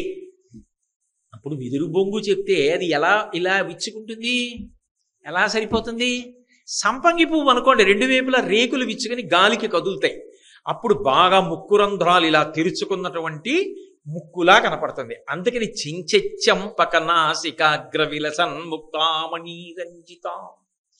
అందుకని భ్రామరీ రూపాన్ని పొంది వెంటనే అరుణాసురుణ్ణి చంపేస్తానని ఎగిరిల్లింది. అటువంటప్పుడు ఆమె ముక్కు వంక చూడడం, ఆ ముక్కు కన్నాలు ఆవిడ పెద్దవి చేయడం, కదులుతున్న ముక్కు మీద ఉన్నటువంటి ఆ ముత్యం ఆమెకి భక్తుల పట్ల ఉన్న ప్రేమ, ధర్మం మీద ఉన్న ప్రేమ, అధర్మం మీద ఉన్న ఆగ్రహం. ఆ ముక్కు వంక చూస్తే అమ్మో ఆ కోపంతో ముక్కు ఎంత అదిరిపడిపోతుందో ఎర్రగా అన్నప్పుడు ఎంత ఆనందంగా ఉంటుంది అసలు ఆ అనుభవానికి. ఆ సహజత్వాన్ని తీసుకురావడానికి చెంచెత్యం పకనాసికాగ్ర విలసన్ ముక్తామణీరంజితాం. ఆవిర్భావంలో ఆవిడ 9గా వచ్చినప్పుడు అలా వస్తేనే అందంగా ఉంటుంది. ఇప్పుడు అసౌనాసా వంశస్తు హినగిరి వంశధ్వజపటి ఎలా సరిపోతుంది? తారాకాంతి తిరస్కారి నాసాభరణ భాసుర అంటే ఎలా సరిపోతుంది? అందుకని అరుణాసుర వధ జరుగుతోంది. భక్తుల్ని అనుగ్రహించడానికి మళ్ళీ ఆ 9 రూపంలోనే వచ్చి భ్రామరీ రూపంలో శ్రీశైలంలో కూర్చుంది. కాబట్టి ఆ ముక్క అలా ఉంటేనే అందం. అందుకే శంకర భగవత్పాదులు ఇక్కడ అమ్మవారి ముక్కు గురించి చెప్పినప్పుడు చెంచెత్యం పకనాసికాగ్ర విలసన్ ముక్తామణీరంజితాం. ఒక్కసారి మీరు భావన చేసి నిజంగా అలా ఆ ముక్కు యొక్క సౌందర్యాన్ని, ఆమె యొక్క ధర్మపక్షపాతాన్ని, ధర్మాత్ములైన వారు బాధ పొందినప్పుడు ఆవిడ ముక్కు కన్నాలు అదిరిపడే స్థితిని, ఆ ముత్యం ఊగే స్థితిని, ఆ నాసాభరణం, ఆవిడ ప్రేమ, ఆ ఎర్ర ముక్కు ఒక్కసారి ఆలోచన చేయండి. ఆవిడ 9 రూపాన్ని పొందడం, ఎగరడం, అబ్బబ్బబ్బా ఏమి కారుణ్యమమ్మా. అందుకే ప్రారంభం చేస్తూనే చాంచల్యారుణలోచనాంచిత కృపాం, అబ్బా ఏమి దయమ్మా అనేది దాని కొనసాగింపు ఇదంతా. ఒక శ్లోకాన్ని చేస్తున్నారు అంటే శంకరులు మనసులో ఆ రూపాన్ని ఎంత ధ్యానం చేసి, ఎంత భావన చేస్తూ ఉంటే ఆనంద పారవస్యం లోపల పట్టక ధార అయి పొంగి పొరలి ప్రవహిస్తే అది అష్టకమైంది. అంతే తప్ప ఏదో కేవలంగా నిద్రమానేసి వ్రాసిన అష్టకాలు కావివి, అవి పరమాద్భుతములు. అందుకే అటువంటి తల్లి అంతే అర్థమైతే అది భూతకాలానికి సంబంధించింది. ఆ దృష్టితో చూసినప్పుడు, అక్కడ ఎదురుగుండా చూసినప్పుడు మాత్రమే ఆనందమును ఇవ్వడానికి పరిమితమైన సన్నివేశం. శ్రీశైలంలో అమ్మవారి ఇలా ఉంటుంది, ఎదురుగుండా నిలబడినప్పుడు ఈ అష్టకంలో ఈ పాదాన్నోసారి చదువుకుని సంతోషించడానికి బాగుంటుంది. కథ జ్ఞాపకానికి తెచ్చుకున్నప్పుడు ఆమె యొక్క ప్రేమని గుర్తు తెచ్చుకోవడానికి, ధర్మపక్షపాతాన్ని గుర్తు తెచ్చుకోవడానికి బాగుంటుంది. అంతేనా శంకరాచార్యుల వారి ఉద్దేశ్యం? శంకర భగవత్పాదులంతటి మహాకవి, దార్శనికులు, మహానుభావుడు, అన్నిటిని మించి దేశికులు, దిశానిర్దేశం చెయ్యగలిగినటువంటి వారు భగవత్పాదులు. ఎవరి పాదములు పట్టుకుంటే భగవతి పాదములు అందుతాయో అటువంటి గురుస్వరూపం ఆచార్యులు. అటువంటి శంకరులు కేవలం అంతవరకు మాత్రమే ప్రతిపాదన చేస్తారా? కాదు. 9 ఏ మొక్కకి పూసినటువంటి పువ్వు మీదైనా వాలుతుంది. గడ్డి పువ్వు మీద కూడా వాలి తేనెని తీసుకుంటుంది. కానీ ఒక్క సంపంగి పువ్వు మీద మాత్రం వాలదు. అంటే తుమ్మెద పని చెయ్యనిది ఎక్కడా అంటే ఒక్క సంపంగి పువ్వు దగ్గర. దానికి అక్కడేం పని లేదు. తుమ్మెదకి పేరేమిటి? షట్పదం. ఇప్పుడు ఎవరు తుమ్మెద? అమ్మవారు తుమ్మెద, భ్రామరి. అమ్మవారు తుమ్మెదగా ఉండిపోయి మనం ఎప్పుడూ ఆవిడ్ని తుమ్మెదగానే చూస్తుంటే మనం ఎప్పటికీ ఆవిడిలో ఐక్యం అవ్వలేదు. శంకరుల యొక్క గొప్పతనం ఎక్కడుందంటే మనని తుమ్మెదగా మారుస్తున్నారు. ఇప్పుడు ఎలా అంటే బాహ్యంలో తుమ్మెద వెళ్ళి సంపంగి పువ్వు మీద వాలదు కదా. వాలదు ఎందుకని అంటే దానికి ఎందుకో సంపంగి పువ్వు మీద వాలడం ఇష్టం ఉండదు, అది వాలదు. అందుకే సంపంగి పువ్వు దగ్గర దానికి పని లేదు. తుమ్మెదకి సంస్కృతంలో షట్పదమని పేరు, 6 కాళ్ళున్నది. మళ్ళీ షట్పదమని పేరున్నది మనస్సు. మనస్సు 5 ఇంద్రియాలతో పనిచేస్తూ ఉంటుంది. కళ్ళు, ముక్కు, చెవి, నాలుక, చర్మము. ఏదో పరమ వైరాగ్య సంబంధమైన విషయాలు విన్నారనుకోండి, ఈ 5ంటిని లోపలికి తీసేసుకుని కూర్చుంటారు. పైన డప్పు ఉంటుంది. కాసేపు ఏదో శ్మశాన వైరాగ్యం, ప్రసూతి వైరాగ్యం ఇటువంటి మాటలు ఏవో చెప్తుంటారు కదా, కాసేపు అలా ఉంటుంది. మళ్ళీ కాసేపు ఆగి ఒక్కొక్కటి బయటెట్టి మళ్ళీ కదులుతుంది. 5 ఇంద్రియములను ఆధారం చేసుకుని మనసు కదులుతుంది. మార్చి మార్చి సుఖాన్ని అనుభవిస్తుంది. దానికి అది లక్షణం. ఒకే ఇంద్రియంతో సుఖాన్ని అనుభవించింది అనుకోండి, మనం ఇంగ్లీష్లో వాడేటటువంటి 4 అక్షరాల మాట ఉంటుంది, అది అన్వయం అవుతుంది. బోర్ అంటుంటాం కదా, దానికి చీకాకుగా అనిపిస్తుంది. కంటితో అదే పనిగా అలా చూస్తోంది అనుకోండి, ఎంతసేపు చూస్తుంది? చేతిలో ఎన్ని మాటలు నొక్కితే కొన్ని 100 సార్లు మారి ఎన్నెన్నో చూపించగలిగినటువంటి పరికరాలు ఎదురుగుండా ఉన్నా ఎంతసేపు చూసి సంతోషిస్తుంది. అందుకని పొద్దున్నుంచి ఓ 4 గంటలో 5 గంటలో చూసినా ఎప్పుడో అప్పుడు అబ్బా అని పైన ఉన్న ఎర్రమీట నొక్కి పక్కన బారేసి లేచిపోతుంది. ఏం చేయాలి? ఏ వైరాగ్యాన్ని పొందదు, ఇంద్రియాన్ని మారుస్తుంది. ఇప్పటిదాకా కంటితో అనుభవించాను కదా, ఇప్పుడు కాసేపు అవసరం ఉన్నా లేకపోయినా ఏదో నోటితో అనుభవిస్తాను, రసేంద్రియంతో. ఏమీ తోచలేదనుకోండి, ఆవకాయ పెచ్చు కడుక్కుని తింటాడు. ఎందుకు ఆకలేసిందా అంటే ఓ రసేంద్రియంతో ఓ పెచ్చు తిన్నానదో సంతోషం. కాసేపు అయిపోయింది. అది విసుగొస్తుంది. ఇలా ఎక్కువ తినేస్తే లేనిపోని ఇబ్బంది. ఇంట్లో వాళ్ళకి తెలిసిపోదు, జాడీలో పిండి ఉంది, పెచ్చులు లేవని, అందుకని వదిలేస్తుంది. మళ్ళీ ఏం చేయాలి? అటు ఇటు వెళ్ళేదో కాసేపు ఆ పువ్వులు వాసన చూస్తుంది. ఎందుకు అది అంటే దానికి ఏం పని ఉండదు. కర్పూరం డబ్బా మూత తీసి వాసన చూస్తుంది, ఏవో వాసన చూస్తుంది కాసేపు. అయిపోయింది ముక్కుతో. మళ్ళీ దానికి చికాకు పుడుతుంది. ఏం చేయాలి? మళ్ళీ కాసేపు ఏదో ఆ బయట ఎవరో మాట్లాడుకుంటున్నారు, అందుకని అక్కడికి వెళ్ళి నిలబడి అవసరం ఉన్నా లేకపోయినా అవేవో కాసేపు విని సంతోషిస్తుంది. వాళ్ళు వెళ్ళిపోయారు, అది లోపలికి వచ్చేస్తుంది. మళ్ళీ ఏం చేయాలి? కాసేపు అది ముట్టుకుని ఇది ముట్టుకుని ఇది ఎలా ఉంది అది ఎలా ఉంది ఏదో మళ్ళీ విసుగొస్తుంది. మళ్ళీ వచ్చి కూర్చుని మళ్ళీ నొక్కుతుంది, మళ్ళీ చూస్తుంది. అంటే ఇంద్రియాన్ని మార్చి సుఖాన్ని పొందుతూ ఉంటుంది. ఈ ఇంద్రియాల్ని మార్చి సుఖాన్ని పొందుతూ ఉండడం అనేటటువంటి తమాషా దానికి ఉన్నటువంటి లక్షణం. అది అలా తిప్పుతూనే ఉంటుంది. కానీ సంపంగి పువ్వు దగ్గరికి వెళ్ళేటప్పటికి మాత్రం తుమ్మెద పనికిరాదు. అంటే ఈ మనస్సు ఇంద్రియములతో కలిసి పని చెయ్యడం అన్నమాట సంపంగి పువ్వు దగ్గర పని చెయ్యదు. అమ్మవారి ముక్కుని ధ్యానం చేసిన వాడు ఏమవుతాడు అంటే ముక్తామణి రంజిత ముక్తా అంటే ముక్త పురుషుడై ఇంద్రియములు మనసు పని చెయ్యని సమాధి స్థితిలోకి వెడతాడు.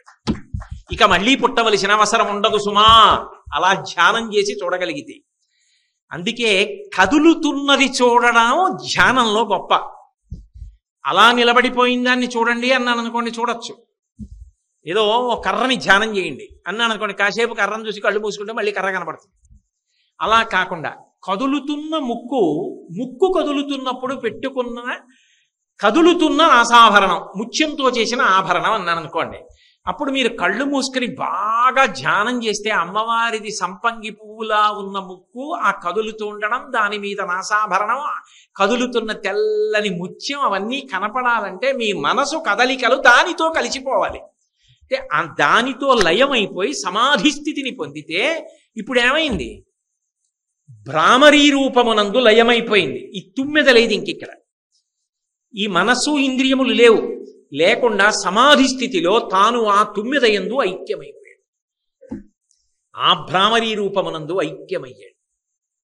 అందుకే ఇది ధ్యానమునందు వచ్చేటటువంటి పరమ ప్రయోజనం. నువ్వు అలా ధ్యానం చెయ్యగలిగితే ఒక్కసారి శ్రీశైలం వెళ్ళి భ్రమరాంబ యొక్క మూర్తిని బాగా చూసి నువ్వు అలా కదులుతున్నటువంటి ముక్కుని, నాసాభరణాన్ని, ఆ ముత్యాన్ని ధ్యానము చెయ్యగలిగితే లోపల కదిలినటువంటి ఆనంద ధార చేత నువ్వు సమాధి స్థితిని పొందుతావు. పైగా ఆ క్షేత్రం అనుకున్న గొప్పతనం ఏమిటి? మనసు లయం అవుతుంది ఆ క్షేత్రంలో. అందుకే కదా శ్రీశైల శృంగే వివిధ ప్రసంగే శేషాద్రి శృంగే సదా వసంతం తమర్జునం మల్లిక పూర్వమేనం శ్రీశైల శృంగపు హరీషు కదోపలప్సే సిద్ధిం తథా విధమనో విలయం సమాధౌ గాత్రం యదా మమలతాః పరివేషయంతి కర్ణే యదాః విరచయంతి ఖగాశ్చ నీడాస్. అది ఎంత గొప్ప సమాధి స్థితికి వెళ్ళిపోతుంది అంటే, తీగ పక్కకి నేను వెళ్ళి కూర్చుంటే తీగ చుట్టుకోదు, పక్కనున్న పుల్ల ముక్కను చుట్టుకుంటుంది. వీడు కదిలి వెళ్ళిపోతాడని దానికి తెలుసు, చుట్టుకోదు. వీడు కదలడు, సమాధి స్థితిలో ఉన్నాడని తీగలు చుట్టుకుంటాయి. తీగలు చుట్టుకోగానే పక్షులు నమ్ముతాయి వీడు కదలడని. చెవుల్లో పుల్లలు పెడతాయి, పుల్లలు పెట్టి గూళ్ళు కడతాయి, గూళ్ళు కట్టి గుడ్లు పెట్టి పొదిగి పిల్లల్ని చేసి తెల్లవారేటప్పటికీ భృంగావళీచమ కరంద రసాను విద్ద జంగారగీత నినదై సహసేవనాయ అన్నట్టుగా అరుపులు కేకలు మొదలు పెడతాయి. అయినా వీడు మాత్రం అలా ధ్యానంలో సమాధి స్థితిలో ఉంటాడు. ఆ స్థితి శ్రీశైలంలో వస్తుంది. ఆ శ్రీశైలంలో అమ్మవారి ముక్కుని, నాసాభరణాన్ని ధ్యానం చేసిన వాడు ముక్త పురుషుడవుతాడు సుమా. అది దాని ప్రతిపాదన. అంతేనా శంకర భగవత్పాదులు చెప్పింది? కాదు. భద్రం కర్ణీభి శృణుయామ దేవాహ అంటాం. మా చెవులు భద్రముగా ఉండుగాక. ఎందుకు భద్రంగా ఉండాలి చెవులు? వేదో నిత్యమధీయతాం తదుదితం కర్మస్వనుష్ఠీయతాం అని శంకర భగవత్పాదులే అవతార పరిసమాప్తి సమయంలో చెప్పిన విషయం. వేదం బాగా వినండి. వేదంలో ఎలా చెప్పారో అలా కర్మ చెయ్యండి. వేదం ఎవరు చెప్పారు? భగవంతుడు చెప్పాడు, భగవతి చెప్పింది. భగవతి వేదం చెప్పాలంటే ఏం చెయ్యాలి? నేను ఇప్పుడు మాట్లాడాలనుకోండి, ఊపిరి పీలుస్తూ మాట్లాడలేను, ఊపిరి పీల్చి విడిచిపెడుతూ మాట్లాడాలి. ఆవిడ కూడా ఏం చేయాలి? ఊపిరి పీల్చి విడిచిపెడుతూ వేదం చెప్పింది ఆవిడ. ఆ వేదము ప్రమాణమైంది. ఇప్పుడు ఆవిడ ఊపిరి దేంతో పీలుస్తుంది? ముక్కుతో పీలుస్తుంది. ముక్కుతో పీల్చి నోటితో మాట్లాడుతుంది. ముక్కుతో పీల్చి నోటితో మాట్లాడినది వేదమైంది. అంటే వేదము దేని వలన వచ్చింది? ఆమె ముక్కు ద్వారా పీల్చిన ఊపిరి వలన వచ్చింది. ఆమె ముక్కుతో పీల్చిన ఊపిరి వేదమైతే వేదమును నువ్వు పట్టుకుని అనుష్ఠిస్తే విడుదల, మోక్షాన్ని పొందుతున్నావు. ముక్తామణి రంజితాం. వేదమునకు ఆధారం ఆమె ముక్కు. అది ఊపిరి తీసి వేదం వచ్చేటట్టు చేసింది.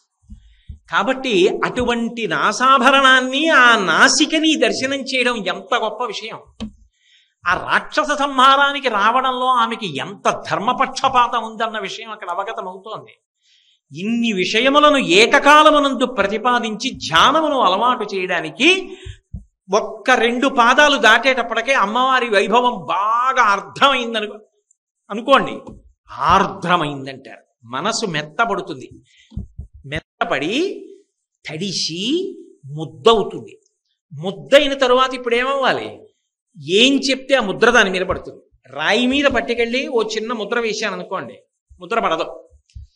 ఏదో నా ఉంగరం మీద లక్ష్మీదేవి ముద్ర ఉందనుకోండి, ఓ రాయి మీద పట్టుకెళ్ళి ఇలా అన్నాను అనుకోండి, ముద్ర పడదు. మెత్తగా ఉన్నటువంటి పదార్థం మీద పట్టుకెళ్ళి నేను ఇలా నొక్కాను అనుకోండి, ఈ ముద్ర దాని మీద పడుతుంది. ఇప్పుడు ముందు 2 పాదాలు విన్నప్పుడు మనసు ఆర్ద్రమైంది. అబ్బా, మన కోసం తల్లి అలా వచ్చి అరుణాసుర సంహారం తర్వాత అవతార పరిసమాప్తి చేయకుండా దేవతలు ప్రార్థన చేస్తే వాళ్ళంత కష్టపడితే దర్శనం ఇవ్వనిది కలియుగంలో నేను వెళ్ళి చూడడానికి వీలుగా నిలబడిందా? నేను వెళ్ళి చూడకపోతే అన్యాయం కదూ, నా బ్రతుకు పాడైపోట్లా. కాబట్టి నేను చూడాలి. ఇప్పుడు ఆర్తి కలిగింది మొదటి 2 పాదాల్లో. వెళ్ళి చూశావు, వెళ్ళి చూస్తేనే పరిమితం అయితే కాదు. నీకు ఇక్కడ మూర్తి నిలబడాలి. ఇక్కడ నిలబడితే ఉన్న మూర్తి కాదు, కదులుతూ కనపడాలి. ఎలా కనపడాలి? చెంచెత్యం పకనాసికాగ్ర విలసన్ముక్తామణీరంజితాం. అది శంకర భగవత్పాదుల యొక్క ప్రజ్ఞా విశేషం. వారు ఒక విషయాన్ని ప్రతిపాదించారు అంటే జగద్గురు స్థాయిలో కూర్చుని పైకెత్తుతారు. పైకెత్తి మనని ఉన్నతమైనటువంటి స్థితి వైపుకు తీసుకెడుతూ, అందుకే భ్రమరాంబాష్టకం వినడం అంటే అదొక గొప్ప తపస్సు, అదొక గొప్ప ధ్యానం. అష్టకం చదువుతూ దాని మీద భావన చెయ్యడము అంటే అదొక తపస్సు. అదే ఆమె అనుగ్రహానికి కారణం. కాబట్టి ఈ ప్రాంగణంలో దేవీ నవరాత్రులు జరగాలి, ఆవిడ రావాలి, ఆవిడ వచ్చి కూర్చోవాలి, ఇన్ని సేవలు తీసుకోవాలంటే నోటితో పలికిన దానికన్నా మౌనంగా అనుభవించిన దాని యొక్క ప్రకంపన ఎక్కువ, దాని శక్తి ఎక్కువ. ఇంతమంది మీరు కూర్చుని విని ఆనందాన్ని అనుభవించినప్పుడు వచ్చినటువంటి ఆనంద తరంగములతో ఈ ప్రాంగణం నిండిందనుకోండి, ఆవిడ వస్తుంది పాడ్యమి నుంచి. దానికి శంకరులు ఇచ్చినటువంటి కానుక మనకి. కాబట్టి చెంచెత్యం పకనాసికాగ్ర విలసన్ముక్తామణీరంజితాం శ్రీశైలస్థలవాసినీం భగవతీం శ్రీమాతరం భావయే. భావయే, నేను మనసులో భావన చేయుచున్నాను. అందుకే ఇవి మెట్లు. అందుకే మనకి సప్తశతి పారాయణ చేసేటప్పుడు కూడా కొన్ని మాటలు చెప్తారు. భజే దుర్గాం, దుర్గమ్మని భజించండి, భజన చేయండి. ఆ మాట నోటితో అనండి. పోనీ మనంతట మనంగా అనకపోయినా పేరున్న వాళ్ళు కనబడ్డారనుకోండి, ఓసారి ప్రయత్నపూర్వకంగా పిలగాలి. ఆ దుర్గమ్మ అనాలి ఒకసారి. నువ్వు ఎవరినన్నావో కానీ నోటితో అన్నావా లేదా ఆ రోజు చాలు. భజే దుర్గాం, యజే దుర్గాం, స్మరే దుర్గాం. దుర్గమ్మని స్మరించు, ఆరాధన చెయ్యి. అవి మెట్లు, అది తీసుకొస్తున్నారు శంకర భగవత్పాదులు. అటువంటి తల్లిని నేను భావయే, మనసులో భావన చేయుచున్నాను. వెళ్ళి మూర్తి ముందు నిలబడడం కాదు, నీ మనసులో ఆ పొంగు రావాలి.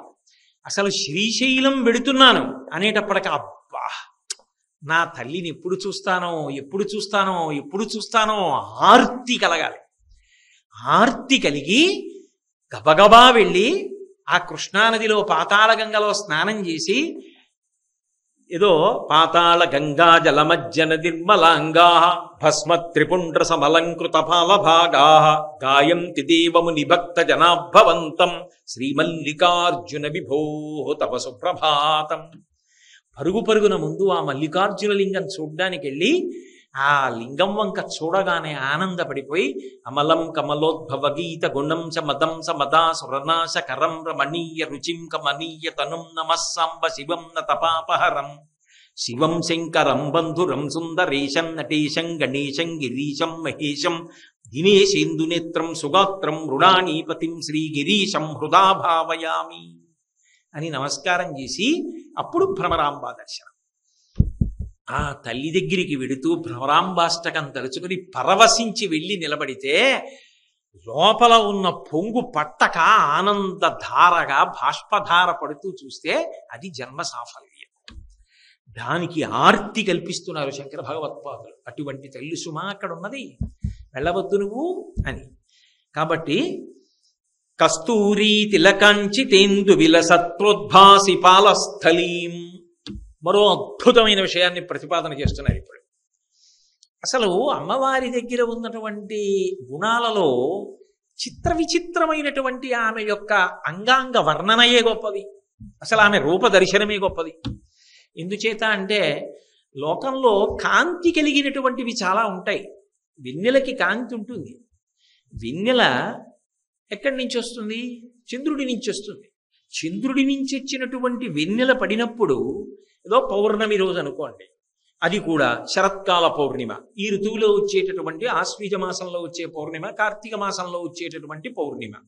ఆ పౌర్ణమి నాడు మీరు ఏదైనా ఎత్తైన ప్రదేశంలో నిలబడి ఓ సరోవరం వంక చూస్తున్నారనుకోండి, పోని అలా చూస్తున్నప్పుడు అపురూపమైన పక్షి హంస వచ్చి వాలింది. ఎక్కడ వాలుతుంది? ఓ గొప్ప తటాకం దగ్గర వాలింది. ఇప్పుడు ఆ చంద్రకాంతులలో ప్రకాశిస్తూ మీకు చక్కగా హంస కనపడింది. అబ్బా హంస హంస చూడవే, హంస చూడు అని ఆ తెల్లటి హంసని చూసి ఆనందపడిపోతున్నారు. ఆ పక్కనే అరవిరిసినటువంటి కలువలు కనబడ్డాయి, వాటిని చూసి మురిసిపోతున్నారు. ఇవి మీకు మనసుకి ఉల్లాసాన్ని కల్పించగలవేమో, కానీ అసలు విరుద్ధమైన రీతిలో కాంతులొచ్చి ఆత్మోద్ధరణం చెయ్యగలిగిన కాంతి మాత్రం ఆవిడి నుంచే వస్తుంది. లేకపోతే ప్రపంచంలో ఎక్కడైనా గోళ్లలో కాంతులు ఉంటాయండి? నకదీదితి సంచందన మజ్జన తమోగుణ. ఆమె కాలికి ఉన్నటువంటి వేళ్ల గోళ్ల నుంచి వచ్చినటువంటి కాంతులు తమోగుణాన్ని కప్పేస్తాయి. బయట చంద్రకాంతిలో హంసలు కనబడతాయి. ఆమె యొక్క కాలివేళ్ల గోళ్లలోంచి వచ్చినటువంటి కాంతులను ఎవరు ఉపాసన చేస్తారంటే పరమహంసల ఉపాసన చేస్తారు. అంటే ఆ కాంతి ఎంత గొప్పది! అటువంటి కాంతి పరమమంగళప్రదం. అందున అమ్మవారి యొక్క అంగప్రత్యంగములలో మనసులో కేవలం భావన చేసినంత మాత్రం చేత అనుగ్రహాన్ని వర్షించేటటువంటి మంగళప్రదమైన శక్తిని కలిగినటువంటివి కొన్ని ఉంటాయి. అమ్మవారి యొక్క పాలభాగం, ఆ నుదురు అష్టమీ చంద్ర విభ్రాజ దళిక స్థల శోభిత అని వ్యాసుడు లలితా సహస్రంలో అష్టమి నాటి చంద్రుడు ఎలా ఉంటాడో అలా ఉంటుంది ఆ నుదురు. అంత గొప్ప కాంతితో ఉంటుంది. అంత గొప్ప కాంతితో ఉన్నటువంటి ఆ నుదురు వంక చూడడం ఒక గొప్ప సంతోషం. ఆ నుదురు మెత్తగా ఉంటుంది. మెత్తగా ఉన్నటువంటి ఆ నుదుటి మధ్యలో ఆవిడ కస్తూరి తిలకంచి తేందు విలసత్ప్రోద్భాసి పాలస్థలీం. ఆ దాని మధ్యలో మళ్ళీ ముఖచంద్ర కళంకాభం మృగనాభి విశేషక. ఆవిడ కస్తూరి తిలకం పెట్టుకుంది. అంటే రేపొద్దున మీకు పూజలో కస్తూరి ఇచ్చారనుకోండి, కస్తూరి పెట్టండి అంటే ఇలా పెట్టేయమని కాదుగా. ఆమె యొక్క ముఖమండలాన్ని చంద్రబింబల్లా కాంతులీనేటటువంటి ముఖం, అందున పాలభాగం నుంచి వచ్చేటటువంటి కాంతులు, మెత్తటి నుదురు, ఆ మధ్యలో గుండ్రగా ఉన్నటువంటి మృగనాభి. మృగనాభి అంటే కస్తూరి మృగం నుంచి స్రవిస్తుంది ఆ కస్తూరి. అందుకే కళంక కస్తూరి రజనికర బింబంజలమయం అని సౌందర్యలహరిలో శంకర భగవత్పాదులు ఆ కస్తూరిని ఆవిడ బొట్టుగా పెట్టుకుంది. కాబట్టి కస్తూరి తిలకాంచి తేందు విలసత్ప్రోద్భాసి పాలస్థలీం. ఆ బొట్టు ఆమె 5వ తనానికి చిహ్నం. ఆమె నుదురు పరమమంగళప్రదం. ఆ పైన ఉన్న కిరీటం ఆమె రాజరాజేశ్వరి తత్వానికి నిదర్శనం. అలా ముందుకి కొద్దిగా పడినటువంటి ఆమె ముంగురుల దర్శనం అజ్ఞానాన్ని తొలగించడానికి కారణం. ధునోతుధ్వాంతం అస్తులితదలితేందీవరవనం ఘనస్నిగ్ధశ్లక్షణం చికుర నికురంబం తపసివే ఇదీయం సౌరభ్యం సహజముపలబ్ధం సుమనసో వసంతస్మిన్ మన్యే వలమధన వాటీ విటపినాం అంటారు శంకరులు సౌందర్యలహరి. ఆ అలకలతో కూడుకున్నటువంటి, అంటే ఇలా నుదురి మీద పడినటువంటి ఆ ముంగురులు, ఆ కిరీటం, దాని మీద ఉన్న తదియనాటి చంద్రరేఖ, ఆమె యొక్క పాలభాగం కాంతులీనుతూ దాని మధ్యలో ఉన్నటువంటి ఆ కస్తూరి తిలకం, దాని వంక చూశారనుకోండి, మామూలుగా బయట చూడడం కాదు, ఒక్కసారి కళ్ళు మూసుకుని అలా అమ్మవారి ముఖమండలం వంక అలా నుదురు వంక మీరు చూస్తున్నారనుకోండి, అలా అమ్మ పాదాల దగ్గర కూర్చుని అలా చూస్తుంటే అమ్మ ఏం చేస్తుంది? ఇలా మీ వంక చూస్తుంది. అప్పుడు బాగా మీకు నుదురు కనపడుతుంది. ఆవిడ ఇలా ఉందనుకోండి, నేను కాళ్ళ దగ్గర కూర్చున్నాను అనుకోండి, ఇలా ఎత్తి చూస్తే అంత బాగా కనపడదు. ఏమిటో వీడి ప్రేమ అని ఇలా ఆవిడ చూస్తోంది అనుకోండి, నేను ఇలా ఆవిడ వంక చూస్తున్నాను అనుకోండి, ఆవిడ నుదురు, ఆ కుంకం, ఆ కస్తూరి బొట్టు ఎంత అందంగా కనపడతాయి అంటే ఇక్కడికి వచ్చేటప్పటికి మీ దర్శనమే కాదు, మీ పట్ల వాత్సల్యము చేత ఆమె కదలిక కూడా అంతర్లీనం. ఏకన్యంచ నతిక్షమం మమ పరంచ ఆకుంచ పాదాంబుజం మధ్యే విష్టర పుండరీకమభయం విన్యస్య హస్తాంబుజం త్వాం పశ్యేమ నిషేదుషీం ప్రతికళంకారుణ్య కూలంకష స్ఫారాపాంగతరంగమంబ మధురం ముగ్ధం ముఖం బిభ్రతీం అంటారు పరాశర భట్టర్. అలా కాలు మీద కాలేసి కూర్చున్నటువంటి తల్లి, అయ్యో వీడు వచ్చాడే పాదములను అర్చించడానికని ఒక కాలుని హేళగా దింపి కింద పెట్టి 2 పాదములను దర్శనానికి అనుగ్రహించినప్పుడు ఉండే అదృష్టం ఎలా ఉంటుందో, ఇలా కూర్చున్న తల్లి పాదముల దగ్గర కూర్చుని ఆ నొసటి వంక, బొట్టు వంక ఎంతో సంతోషంగా, అబ్బా ఎంత అందంగా ఉందో, బాలసూర్య బింబంలా ఉంది, ఎర్రగా గుండ్రంగా కాంతులతో ఉన్న నుదురు. మా అమ్మ అన్న ఆనందంతో ఇలా శ్యామశాస్త్రి గారు కీర్తనలో పట్టుకున్నట్టు పాదాలు పట్టేసుకుంటే ఇలా చూసిందనుకోండి, ఏరా అని ఆవిడ్ని ఇలా చూడడంలో ఉన్న ఆనందం కస్తూరి జల కాంచితేందు విలసత్ప్రోత్పాసి పాలస్థలి. ఇప్పుడు ఆమె ఇలా అంది అనుకోండి, నుదురొక్కటేనా? ఉత్తర క్షణం ఆకర్షించేది ఏమిటంటే కర్పూర వీటికామోద సమాకర్ష దిగంతరా. ఆవిడ చర్వణం చేసేటటువంటి తాంబూలపు సువాసనలు ఉంటాయే, అవి దశ దిశల ఆవరించి ఉంటాయి. ఇక్కడ బొట్టు ఎంత ఎర్రగా ఉంటుందో ఆవిడ నోరు అంత ఎర్రగా ఉంటుంది. ఎందుకంటే తాంబూల చర్వణం చేస్తుంది. తాంబూల చర్వణం సువాసినుల హక్కు. భర్తకి అన్నం పెట్టి వాళ్ళు తాంబూలం వేసుకుంటారు. అంటే నా ఉద్దేశం ఇతరులు వేసుకోకూడదనో ఎవరినో చిన్నపుచ్చడమో నా ఉద్దేశ్యం కానీ కాదు. ఒకటి చెప్తున్నప్పుడు దానికి సంబంధించిన విషయాన్ని ప్రతిపాదించవలసి ఉంటుంది. కాబట్టి ఆ కర్పూర ద్రవ్యమిశ్ర చూర్ణ ఖదిరా మోదోల్ల సద్వీటికాం. ఆ తల్లి కర్పూర ద్రవ మిశ్ర చూర్ణ, పచ్చకర్పూరంతో అనేక రకములైనటువంటి సుగంధ ద్రవ్యముల యొక్క చూర్ణముతోటి కూడుకున్నటువంటి ఆ తమ్మి గింజలంటారే, అవి ఖదిరా మోదోల్ల సద్వీటికాం. ఆమోద, ఆ సువాసనల చేత అందరూ ఎంత మంచి వాసనం అని ఆ తాంబూలపు వాసనకు అలా చూస్తారట. ఆవిడ మెల్లిగా తాంబూల చర్వణం చేస్తుంటే తెల్లటి దంత పంక్తి, మధ్యలో ఇరుక్కున్న చిన్ని చిన్ని తమలపాకు ముక్కలు, ఎర్రటి నాలుక, ఎర్రటి పెదవులు, ఎర్రటి నోరు, అందులో అక్కడక్కడ ఉన్నటువంటి తెల్లటి కర్పూర కలికెలు, సువాసన. ఆ నోరు కనపడింది అనుకోండి, అక్కడే కూర్చున్నవాడు ఆ నోటి వంక అమ్మా ఎంత బాగుందో అమ్మా వాసన అన్నట్టుగా చూస్తే అమ్మతనం ఏం చేయించాలి? అమ్మతనం ఏం చేస్తుంది? నవ్వులుతున్న తాంబూలపు పిడచ తీసి నోట్లో పెడుతుంది. దేనికైనా ఫలితం చెప్పగలరేమో కానీ అమ్మవారి తాంబూలానికి ఉండేటటువంటి ఫలితాన్ని చెప్పడం నా వల్ల కాదని శంకర భగవత్పాదులంతటి వారు దానికి ఫలస్తుతి చెప్పాల. సౌందర్యలహరి చేస్తూ రణీజిత్వా దైత్యానపహృత శిరస్త్రై కవచిభిః నివృత్యై చండాంశస్త్రిపురహర నిర్మాల్య విముఖై విశాఖేంద్రోపేంద్రో శశి విశిద కర్పూర శకలాః విలీయంతే మాతస్తవ వదన తాంబూల కవళాః అన్నారు. ఎవరు? విశాఖేంద్రోపేంద్రో, విశాఖుడు అంటే సుబ్రహ్మణ్యుడు, ఇంద్రో స్వర్గలోకాధిపతి ఇంద్రుడు, ఉపేంద్రో శ్రీ మహావిష్ణువు. వీళ్ళింత గొప్పవాళ్ళు ఎందుకయ్యారు? ఎప్పుడూ పిల్లలుగా అలాగే ఎందుకుంటారంటే నిశ్చయవనంలో అమ్మవారి దగ్గర తాంబూలపు పిడచలు తిన్నారట. అవి ఎటువంటి తాంబూలపు పిడచలు?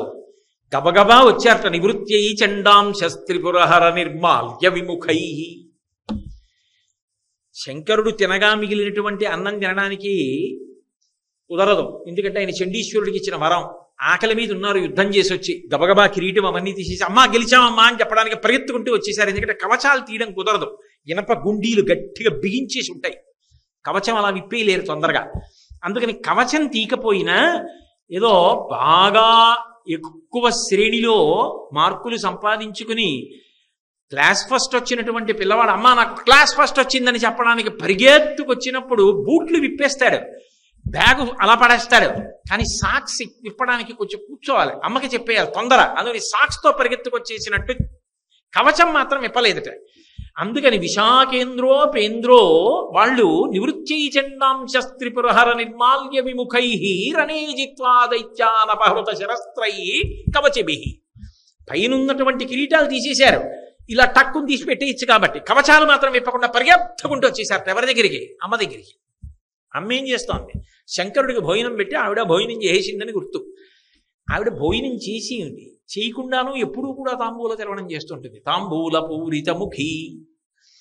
ఆ తాంబూలం నవ్వులుతోంది. ఇంత అమ్మ అమ్మ మేము గెలిచామమ్మా అని చెప్పడానికి వచ్చిన వాళ్ళు చెప్పడం మర్చిపోయారు. అబ్బా ఎంత మంచి వాసనో అమ్మా నీ దగ్గర అని వచ్చేసి చుట్టూ కూర్చుని ఇలా చూస్తున్నారు. అమ్మ ఇలా చూసి అక్కడేం మాటలు లేవు. ఇంకా శ్లోకం అందం అది. ఆ నాటకీయత తీసుకొచ్చారు శంకర భగవత్పాదులు. అక్కడ వరకే ఒక నాటకం ఎలా ఉంటుందో అలా తీసుకొచ్చారు. అమ్మ ఇలా చూసింది, వాళ్ళు ముగ్గురు ఇలా చూశారు. అమ్మ నవ్వులుతోంది, నేను పెట్టను అంటుందా? వాళ్ళు బ్రహ్మచారులు అయినా పెట్టాలి, ఎందుకని? అమ్మ మనసు. అందుకని ఏం చేసింది? నోట్లో తాంబూలపు పిడచ తీసి ముగ్గురికి పెట్టింది. ఇప్పుడు వాళ్ళు ఏ శక్తి పొందారు చెప్పడం ఎవరి సాధ్యం కాదు, నీ చెప్పనన్నారు శంకర్. ఏ శక్తి పొందారు తెలియదా? శ్రీ మహావిష్ణువు ఎటువంటి శక్తి పొందారు? సుబ్రహ్మణ్యుడు ఏ శక్తి పొందాడు? మహాజ్ఞాని, దేవసేనాధిపతి. ఇంద్రుడు ఎంత భోగాన్ని అనుభవిస్తున్నాడు, స్వర్గలోకాధిపతి అయ్యాడు. ఇదంతా దేనివల్ల? ఆవిడ తాంబూలపు పిడచ వల్ల. ఆమె తాంబూల చర్వణం చేస్తున్న నోటిని దర్శనం చేయడం అంత గొప్ప. అంటే అంత ప్రేమతో నువ్వు చూడడం నీకు అలవాటైతే పెట్టకుండా ఉండలేక పెట్టడం ఆవిడ ధర్మం. అసలు ముందు చూడడం నీకు రావాలి, అది నేర్పడం జగద్గురువుల యొక్క గొప్పతనం. అందుకని కర్పూర ద్రవ మిశ్ర చూర్ణ ఖదిరామోదోల్ల సద్వీటికాం, ఆశ్వాసనలతో కూడుకున్నటువంటి తాంబూల చర్వణం చేస్తున్నటువంటి నోరు కలిగినటువంటి అమ్మ. అయితే ఇక్కడ ఒక అద్భుతమైనటువంటి విశేషం ఉంది. అమ్మవారికి సంబంధించినటువంటి తాంబూలము కేవలముగా ఏదో ఆమె ఆరాధన చేసినటువంటి స్త్రీలు మాత్రమే పుచ్చుకునేటటువంటి ప్రసాదము అని పరిమితం చేయడానికి వీల్లేదు. ఆవిడ ఊహించడానికి వీలు లేనటువంటి శక్తిని అనుగ్రహించాలనుకుందనుకోండి, సర్వసాధారణంగా ఆవిడ దేని ద్వారా అనుగ్రహిస్తుంది అంటే తాంబూలం ద్వారా అనుగ్రహిస్తుంది. అందుకే మీరు ఎప్పుడైనా చూడండి, కవితా ధార ఆమె ఇవ్వవలసి వచ్చిందనుకోండి, గొప్ప కవిత్వాన్ని ఇవ్వవలసి వస్తే ఆమె తన తాంబూలపు పిడచ నోట్లో పెడుతుంది. మూకశంకరులను అలా అనుగ్రహించింది. ఆ తల్లి తన యొక్క అనుగ్రహాన్ని తాంబూలం ద్వారా అనుగ్రహించిందా, ఇంకా దాని శక్తి చెప్పడం సాధ్యం కాదు. అయితే ఒక విషయాన్ని నేను చెప్పవలసి ఉంటుంది. శ్రీశైలంలో భ్రమరాంబ అమ్మవారికి సమర్పించిన తాంబూలాన్ని కూడా అలా ఇస్తారు, వేసుకోమని ఇస్తారు. దానికి ప్రత్యక్షమైనటువంటి రుజువు ఏమిటో తెలుసా? నేనే ఒకప్పుడు నాకే శ్రీశైలంలో భ్రమరాంబ అమ్మవారి దేవస్థానంలో ఉన్నటువంటి అర్చకులు పరమ ప్రేమతో ఆ తాంబూలం ఇచ్చారు, వేసుకోండి. అంటే మనకి ఆ ఆర్తి ఉండాలి, ఆ ప్రేమ ఉండాలి, కానీ ఆ తల్లి అనుగ్రహిస్తుంది, ఆ తాంబూలం ఇస్తుంది. నాకే కాదు, ఆ రోజున చాలామంది వేసుకున్నారు. నాకు ఒక్కడికే ఇచ్చిందని మీరు అనుకోకండి, అదేదో గొప్ప అని నేను చెప్పట్లేదు. ఆ రోజున నాతో ఉన్న వాళ్ళు చాలామంది ఆ తాంబూలం వేసుకున్నారు. చాలామంది సువాసినులకు కూడా అక్కడ పొద్దున్నే పూజలో పెట్టిన తాంబూలం ఇస్తూ ఉంటారు అమ్మవారు. నేనే చూశాను ప్రత్యక్షంగా అలా తాంబూలం ఇవ్వడం ఆ రోజున. కాబట్టి కర్పూర ద్రవమిశ్ర చూర్ణ ఖదిరామోదోల్ల సద్వీటికాం, ఆ తాంబూలపు పిడచ పెట్టడం ద్వారా, తాంబూల చర్వణం చేస్తున్న అమ్మవారి నోటి వంక చూడడం ద్వారా ఎంత ఫలితాన్ని పొందవచ్చు చెప్పడం సాధ్యం కాని విషయం. అంతకన్నా మహోత్కృష్టమైన విషయం ఉంటుంది అని చెప్పడం చాలా కష్టం. అందుకే ప్రత్యేకించి ఈ దేవీ నవరాత్రులు లాంటి ఉత్సవాలు జరుగుతున్నప్పుడు అమ్మవారికి తాంబూలాన్ని పెట్టడం, అమ్మవారి తాంబూలాన్ని తీసుకుని ప్రసాదంగా వేసుకోవడం గొప్ప అదృష్ట విశేషం. అది కేవలం స్త్రీలకు మాత్రమే కాదు, పురుషులకు కూడా ఎనలేని శక్తిని కటాక్షించగలరు. కాళిదాస మహాకవి ఒకప్పుడు కాళికాదేవి దర్శనం జరిగితే ఆయన కోరుకున్నాడు. ఆయన అమ్మవారిని అడుగుతూ ఇదే అడిగాడు, చేటి భవన్ నిఖిల కదంబవన బాటీషు నాకి పటలి అంటూ కదంబవనంలో తిరిగేటటువంటి ఓ అమ్మ, నాకు పరమాద్భుతమైనటువంటి కవన శక్తిని కటాక్షించు అని అడిగాడు. ఎంత గొప్ప కవన శక్తి అంటే, చేటి భవన్ నిఖిల కేటి కదంబవన వాటి నాకి పటలి వాటీషు నాకి పటలి. కదంబవనంలో తిరిగేటటువంటి అలవాటు ఉన్నటువంటి ఓ తల్లి, నాకు ఎంత గొప్ప కవిత్వం రావాలో తెలుసా అంటే, గోటి కులాధదిక దాటి ఉదార ముఖ వీటి రసేన తనుతాం అన్నాడు. అమ్మా, తాంబూల చర్వణం చేస్తున్న నోటితో నాకు ఈ అనుగ్రహం. ఏ అనుగ్రహం ఇస్తావో తెలుసా? ఘోటి కులాధదిక దాటి. ఘోటి అంటే ఆడగుర్రం, మగగుర్రం కన్నా ఆడగుర్రం చాలా వేగంగా దూకుతూ వెడుతుంది. అందుకని ఒక ఆడగుర్రం దూకుతూ వెళ్ళినప్పుడు ఎంత వేగంగా వెడుతుందో అలా ఘోటి కులా దదిక దాటి ఉదారముఖ వీటి రసేన తనుతాం. తాంబూల చర్వణం చేస్తున్న నోటితో నా వంక చూసి నవ్వు, అంతే. నాకు ఎటువంటి కవనం వస్తుందో తెలుసా, ఎటువంటి కవిత్వ శక్తి వస్తుందో తెలుసా? ఆడగుర్రం దూకుతూ విడితే ఎంత వేగంగా విడుతుందో నాకు అటువంటి కవిత్వం వస్తుందండి అన్నాడు. తథాస్తు అనుగ్రహించింది బీజాక్షర. అంతే. వచ్చిందా లేదా? మాణిక్య వీణాం ఉపలాలయంతీం మదాలసాం మంజులవగ్విలాసాం మహేంద్ర నీలజ్యుతి కోమలాంగీం మాతంగ కన్యాం మనసా స్మరామి. చతుర్భుజే చంద్రకళావతంసే కుచోన్నతే కుంకుమరాగశూణే పుండ్రేక్షు పాశాంకుశ పుష్పబాణహస్తే నమస్తే జగదేకమాత అని మాతా మరకతశ్యామ మాతంగీ మధుశాలిని కుర్యాత్ కటాక్షం కళ్యాణి కదంబవనవాసిని అని కాళిదాస మహాకవి మాతా మరకతశ్యామ అంటూ ఇందులో ధారాధరానందిని అంటారు శంకర భగవత్పాదులు ఒక చోట. అలా మాతా మరకతశ్యామ అంటూ చతుర్భుజే చంద్రకళావతంసి అంటూ ఆ తల్లి నన్ను అలా అనుగ్రహించుగాక అని అటువంటి కవన శక్తి ఇచ్చేటప్పుడమ్మా నువ్వు తాంబూల చర్వణం చేస్తున్న నోటితో నన్ను అనుగ్రహించాలి. ఎటువంటిదానివి నువ్వు అంటే ఎవరినైనా అనుగ్రహించాలనుకుంటే కవనమైనా ఇవ్వగలవు, దేవతా పదవులనైనా ఇవ్వగలవు. విశ్వామరేంద్ర పద విభ్రమదాన దక్షం ఆనందహేతురధికం మురవిద్యుషోపి ఈశన్ నిషీదతు మయిక్షణ మీక్షణార్థ ఇందీవరోదర సహోదర మిందిరాయా అంటారు కనకధారాస్తవంలో. అటువంటి తల్లివి కనుకనే నువ్వు ఎంత గొప్పగా అనుగ్రహించగలవు అంటే కేటీ భవన్ నిఖిల చేటీ భవన్ నిఖిల కేటీ కదంబవన వాటి శునాకి పటలి. నువ్వు స్వర్గలోకంలో ఉండాలనేటటువంటి అధికారములు కల్పించగలిగినటువంటి శక్తి కలిగిన దానివి. కదంబ వృక్షములు ఎక్కడ ఉంటాయో అక్కడ తిరుగుతూ ఉంటావు. కదంబవన వాటి శునాకి పటలి. అటువంటి తల్లి నువ్వు నన్ను అనుగ్రహించాలి. అనుగ్రహించి నాకు కవిత్వం ఇవ్వాలి. ఆ కవిత్వం కూడా ఎంత గొప్ప కవిత్వము అంటే పాటి రగంధి కుచశాటి కవిత్వ పరిపాటి అగాధి వసుతాం. అమ్మా నాకు నువ్వు ఇచ్చే కవిత్వం, నేను ఆ కవిత్వం చెప్తుంటే ఎలా ఉండాలో తెలుసా? పాటి రగంధి కుచశాటి కవిత్వ పరిపాటి మగ అగాధిప సుతాం. అగాధిప అంటే కదలనిది కొండ. సుతాం గిరిజ ఓ పార్వతి ఎటువంటి కవిత్వాన్ని ఇస్తావో తెలుసా? పాటి రగంధి కుచశాటి కవిత్వ పరిపాటి మగాధిప సుతాం. నువ్వు వేసుకున్నటువంటి పవిట కొంగు ఉంటుందే, ఆ పవిటకి గొప్ప సుగంధభరితమైన పరిమళ ద్రవ్యాలని అలదుకుంటావు. మంచి చందనము మొదలైనవన్నీ అలదుకుంటావు. నువ్వు నడిచి వెడుతున్నప్పుడు ఆ పవిట కొంగు ఊగుతుంది. ఊగినప్పుడు ఇన్ని పరిమళ ద్రవ్యాలతో ఉన్న పవిట కొంగు కదూ, ఆ ఊగినప్పుడు ఆ పవిట కొంగు మించి వచ్చేటటువంటి పరిమళం గాలిలో కలసి నాసాపుటాన్ని తగిలినప్పుడు అబ్బా అని ఆగిపోవలసిందే. అలా నీ పవిట కొంగు మించి వచ్చే సువాసన ఎంత గొప్పగా ఉంటుందో నా వాక్కుల యందు కవన శక్తి అలా ఉండాలి.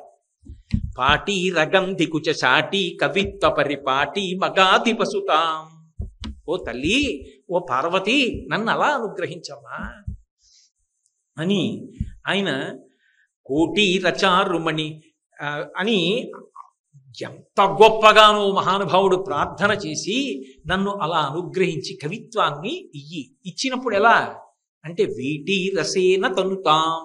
తాంబూల చర్వణం చేస్తున్న నోటితో అనుగ్రహించంటాడు. అంటే ఆ తల్లి తాంబూల చర్వణం చేస్తున్నప్పుడు ఇవ్వగలిగినటువంటి విషయం ఇంత అని చెప్పడం ఎవరికీ సాధ్యం కాదు. ఏదైనా ఇవ్వగలిగినటువంటి శక్తి. అందుకే శంకరులు అటువంటి పరమమంగళప్రదమైనటువంటి దర్శనాన్ని మనకి నేర్పుతున్నారు. ఆ దవడలు కదులుతూ ఆ ఎర్రటి నోటిని ఆ కర్పూర ద్రవమిశ్ర చూర్ణ ఖగిరామోదోల్ల సద్దీటికాం లోలాపాంగత రంగతైరితి కృపాసారైర్నతానందిని. ఏమి పరమాద్భుతమైన భావములు చూపిస్తారో మహానుభావుడు. లోలాపాంగత రంగతైరితి కృపాసారైర్నతానందిని. నతా ఆవిడ దగ్గరికి వెళ్ళి ఇలా తల ఉంచితే చాలట. ప్రణిపాత ప్రసన్నాహి మైథిలీ జనకాత్మజ అలమేషా పరిత్రాతం రక్షస్వో మహతో భయాత్ అంటారు రామాయణంలో. ఇంకా ఏదో రామచంద్రమూర్తి దగ్గరికి వెడితే సకృదేవ ప్రపన్నాయ తవాస్మీతి జయాచతే అభయం సర్వభూతేభ్యో దదామ్యే తద్వ్రతం మమ, నేను నీవాడనాలని ఓ నియమం. సీతమ్మ దగ్గర ప్రణిపాత ప్రసన్నాహి మైథిలీ జనకాత్మజ అలమేషా పరిత్రాతం రక్షస్వో మహతో భయాత్, ఆవిడ దగ్గరికి వెళ్ళి పడిపోతే చాలు అనుగ్రహించేస్తుంది. అంతటి ఉదార స్వభావం ఉన్న తల్లివి కదూ నతానందిని. ఒక్కసారి వెళ్ళి ఇలా తల ఉంచి నమస్కరిస్తే చాలట భ్రమరాంబ దగ్గర. ఏం చేస్తావు అంటే లోలాపాంగతరంగతైరితి కృపాసారై, లోలాపాంగ కదులుతున్న కన్నులతో చూస్తుంటుంది ఆవిడ. ఏదో ఇలా నిలకడగా చూడటం కాదుట, అలా కదిలిపోతుంటాయి ఎప్పుడు ఆవిడ చూపులు ఇలా ఈ చివరి నుంచి ఈ చివరికి. అపాంగత్తే లబ్ధ్వా అంటారే, ఆ చూపులలో చల్లతనం ఉంటుంది, అంటే నల్లతనం ఉంది కన్నుల్లో. మొట్టమొదట్లో చాంచల్యారుణలోచనాంచిత కృపాం చంద్రార్ధ చూడామణిం, ఇక్కడికి వచ్చేటప్పటికి లోలాపంగతరంగతైరితి కృపాసారైర్నతానందిని. అంటే నల్లతనం కంటికి లేకపోతే చల్లతనం ఎక్కడి నుంచి వస్తుంది? నల్లని కన్నులంటే ఎరుపు జీర లేని కన్నులు. అంటే ఎరుపు జీర ఎవరి పట్ల? రాక్షసుల పట్ల. నల్లటి కన్నులు చల్లటి కన్నులు ఎవరి పట్ల? ధర్మాత్ముల పట్ల. కాబట్టి ఇప్పుడు చల్లని చూపు చూస్తోంది ఆవిడ. ఆ చూపు దయ అనబడేటటువంటి తరంగములు అలా వస్తున్నాయిట ఆవిడ చూపులలో నుంచి. మనం వెంకటేశ్వర స్వామి వారికి నీరాజనం ఇస్తూ ఓ మాట అంటారు, స్వామి నువ్వు దయామృత తరంగిణ్యాస్తరంగైరివశీతలై అపాంగై సించతే విశ్వం వెంకటేశాయ మంగళం అంటారు. దయామృత తరంగిణ్యాస్తరంగై, దయా అనబడేటటువంటి అమృత తరంగములతో కూడిన చల్లని చూపులు చూసేవాడా అంటారు. అది శంకర భగవత్పాదుల ప్రయోగమే. అందుకే లోలాపంగతరంగతైరితి కృపాసారైర్నతానందిని. ఆవిడ చూసేటప్పుడు ఎలా చూస్తుందట? లోలాపంగ. లోల అంటే ఏమిటో తెలుసా? లల్ అన్న ధాతువుతో లోల అంటే అస్తమానం కదిలిపోతున్న కన్నులతో చూస్తుంటుంది. సాధారణంగా నిశ్చలంగా ఇలా చూసి నేను వింటున్నాను అనుకోండి, మీరు చెప్పింది, మీకు ధైర్యం, నీ చెప్పింది వింటున్నారు. మీరు ఏదో చెప్తున్నారు అనుకోండి, నేను అలా వెనక్కి చూస్తున్నాను అనుకోండి, మీకు ఎవరో వస్తున్నారా అని మాట్లాడుతున్న వాళ్ళు వెనక్కి చూస్తారు. నేను ఆ తర్వాత ఇటు తిప్పి ఇలా చూశాను అనుకోండి, మీరు మాట్లాడుతున్నవారు అటు చూస్తారు. అది అటు ఎవరైనా వస్తున్నారా ఏంటి, ఇంటికి అటు చూస్తున్నారు. ఆవిడ ఇలా అస్తమానం తల తిప్పదు, కళ్ళు ఇలా తిప్పుతూ ఉంటుంది. ఎక్కడ వరకు అంటే ఆకర్ణాంత విశాల నేత్రములు, ఈ చెవుల వరకు, ఇక్కడ వరకు ఇలా తిప్పుతూనే ఉంటుంది. మరి అలా కళ్ళు కదిపేస్తూ ఉంటే మనకి ధైర్యంగా ఎలా ఉంటుంది అంటే శంకరాచార్యులు వారు అన్నారు, ఆ కదులుతున్న కన్నులలోంచి దయా అనబడేటటువంటి అమృత తరంగములు వస్తున్నాయి. లోలాపాంగ తరంగ తైరితి కృపాసారైర్నతానందిని అనుగ్రహిస్తోంది. ఎలా అంటే ఆ కదిలిపోతున్న కన్నులలో ఇంత గొప్ప శక్తి ఎలా ఉంటుంది ఇలా చూసి కాకుండా?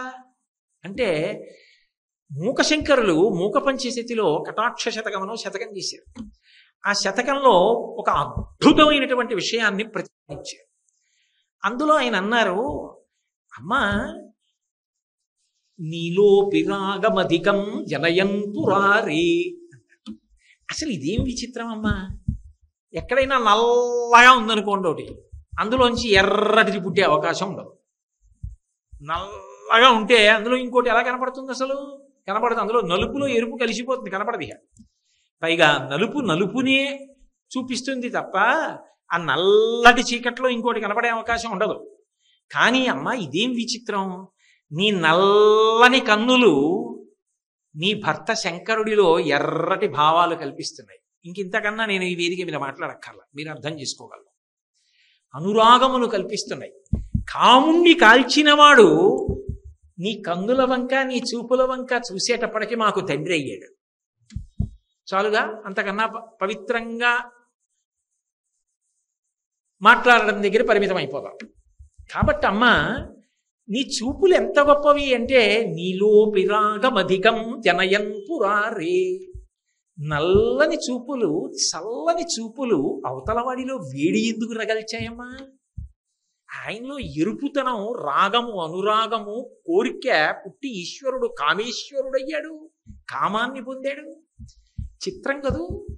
నల్లని కన్నులు శంకరుడు యందు ఎర్రని కోరికలు పుట్టించాయా. నీలోపి రాగమధికం జనయన్ పురారే లోలోపి భక్త జనయన్ దళయన్నరాణం. లోలోపి భక్తి జనయన్ లోలోపి భక్తి దళయన్ జనయన్నరాణం. నువ్వు తల్లి నీ కన్నులు లోలోపి కదిలిపోతుంటాయి. అలా చూపులు కదిలిపోతున్నటువంటి చూపులు కలిగినటువంటి తల్లివి నీ దగ్గరికి వచ్చి వంగి నమస్కరించినటువంటి భక్తుడు ఎవరు ఉంటాడో వాడిలో భక్తిని కల్పిస్తున్నాయి. భక్తి కలిగిందనుకోండి, మీరు ఎన్ని విషయాలు ఆలోచిస్తున్నా ఒకటి దగ్గర పరిమితం అయిపోతారు. కడుపు నిండా తిన్నాడు అనుకోండి, ఆ భగవంతుడు అనుగ్రహం, ఇవాళ భోజనం కడుపు నిండా చేశాడు. పొద్దున నిద్ర లేచి ఆ తల్లి అనుగ్రహం, రాత్రి బాగా నిద్రపట్టింది. మళ్ళీ పాలు తాగుతూ ఆ తల్లి అనుగ్రహం, ఆకలేసి ఆ తల్లి అనుగ్రహం నడవగలుగుతున్నాను, ఆ తల్లి అనుగ్రహం ఇవాళ కార్యాలయానికి ఎడుతున్నాను, ఆ తల్లి అనుగ్రహం 4 రూపాయలు వచ్చాయి, ఆ తల్లి అనుగ్రహం సంసారం చక్కబెట్టుకుంటున్నాను. అంటే పైకి ఏం చేస్తున్నా ఒకదాని యందు నిశ్చల భావంతో కదలిక లేకుండా ఉన్నాడు. ఏదది? భక్తి. భక్తి అన్న రాటకి కట్టబడి కదులుతూ ఉంటాడు. అన్ని భక్తిలో అన్వయం అయిపోతుంటాయి. కొడుక్కి ఉద్యోగంలో పదోన్నతి వచ్చింది అని తెలిసింది, గబగబా పూజామందిరంలోకి వెళ్ళి ఆవిడికి నమస్కారం పెడతాడు, అమ్మా నీ అనుగ్రహం అంటాడు. అంటే ఆ ఒకటి లేదే ఉన్నాడు, కదలిక లేకుండా ఎప్పుడో ఒకటిని పట్టుకుని ఉన్నాడు. ఎవరి అనుగ్రహం? కదిలిపోతున్న ఆవిడ చూపులు కదలకుండా ఒకటి ఎంతో నిలబెడుతున్నాయి భక్తులు. అదేంటమ్మా విచిత్రం కదా. అనేకమును చూస్తూ కదిలిపోతున్న చూపుల చేత ప్రభావితుడైన వాడు కూడా అనేకముల యందు ప్రవర్తించాలి. కానీ అనేకములు చూస్తూ కదిలిపోయే చూపులు ఒకటైన భక్తి యందు నిలబడేటట్టు చేస్తున్నాయి. లోలోపి భక్తి దృఢయన్నరాణం. లౌల్యముతో అంటే చించలత్వమును కలిగినటువంటి నీ చూపులు నిశ్చలముగా ఉండగలిగినటువంటి హృదయాన్ని భక్తుడికి ఇస్తున్నాయి. ఇది అద్భుతం కదమ్మా, ఆశ్చర్యం కదా. ఇది ఒకలా ఉంటే వక్రోపి దేవి నమతాం సమతాం వితన్వన్. నమతాం అంటే అమ్మవారి దగ్గరికి వెళ్ళి ఇలా నమస్కరించిన వాడికిట వక్రోపి వంకర చూపు చూస్తుందట. వంకర చూపు అంటే ఇలా చూశాను అనుకోండి నిలువు చూపు, ఇలా ఎదురుగుండా చూస్తున్నాను కాబట్టి నిలువు చూపు. ఇలా చూడకుండా ఇలా చూశాను అనుకోండి వంకర చూపు, ఎందుకని ఇలా వెళ్ళింది కాబట్టి. వక్రోపి అంటే కటాక్షం. ఇలా కంటి నుంచి ఇలా చూస్తే నిలువు చూపు, కంటి చివరి నుంచి చూస్తే కటాక్షం అంటారు. కంటి చివరి నుంచి చూసిన చూపు పొట్టి చూపు. ఇలా చూస్తే కనపడినంత ఇలా చూస్తే కనపడుతుందా? కనపడదు.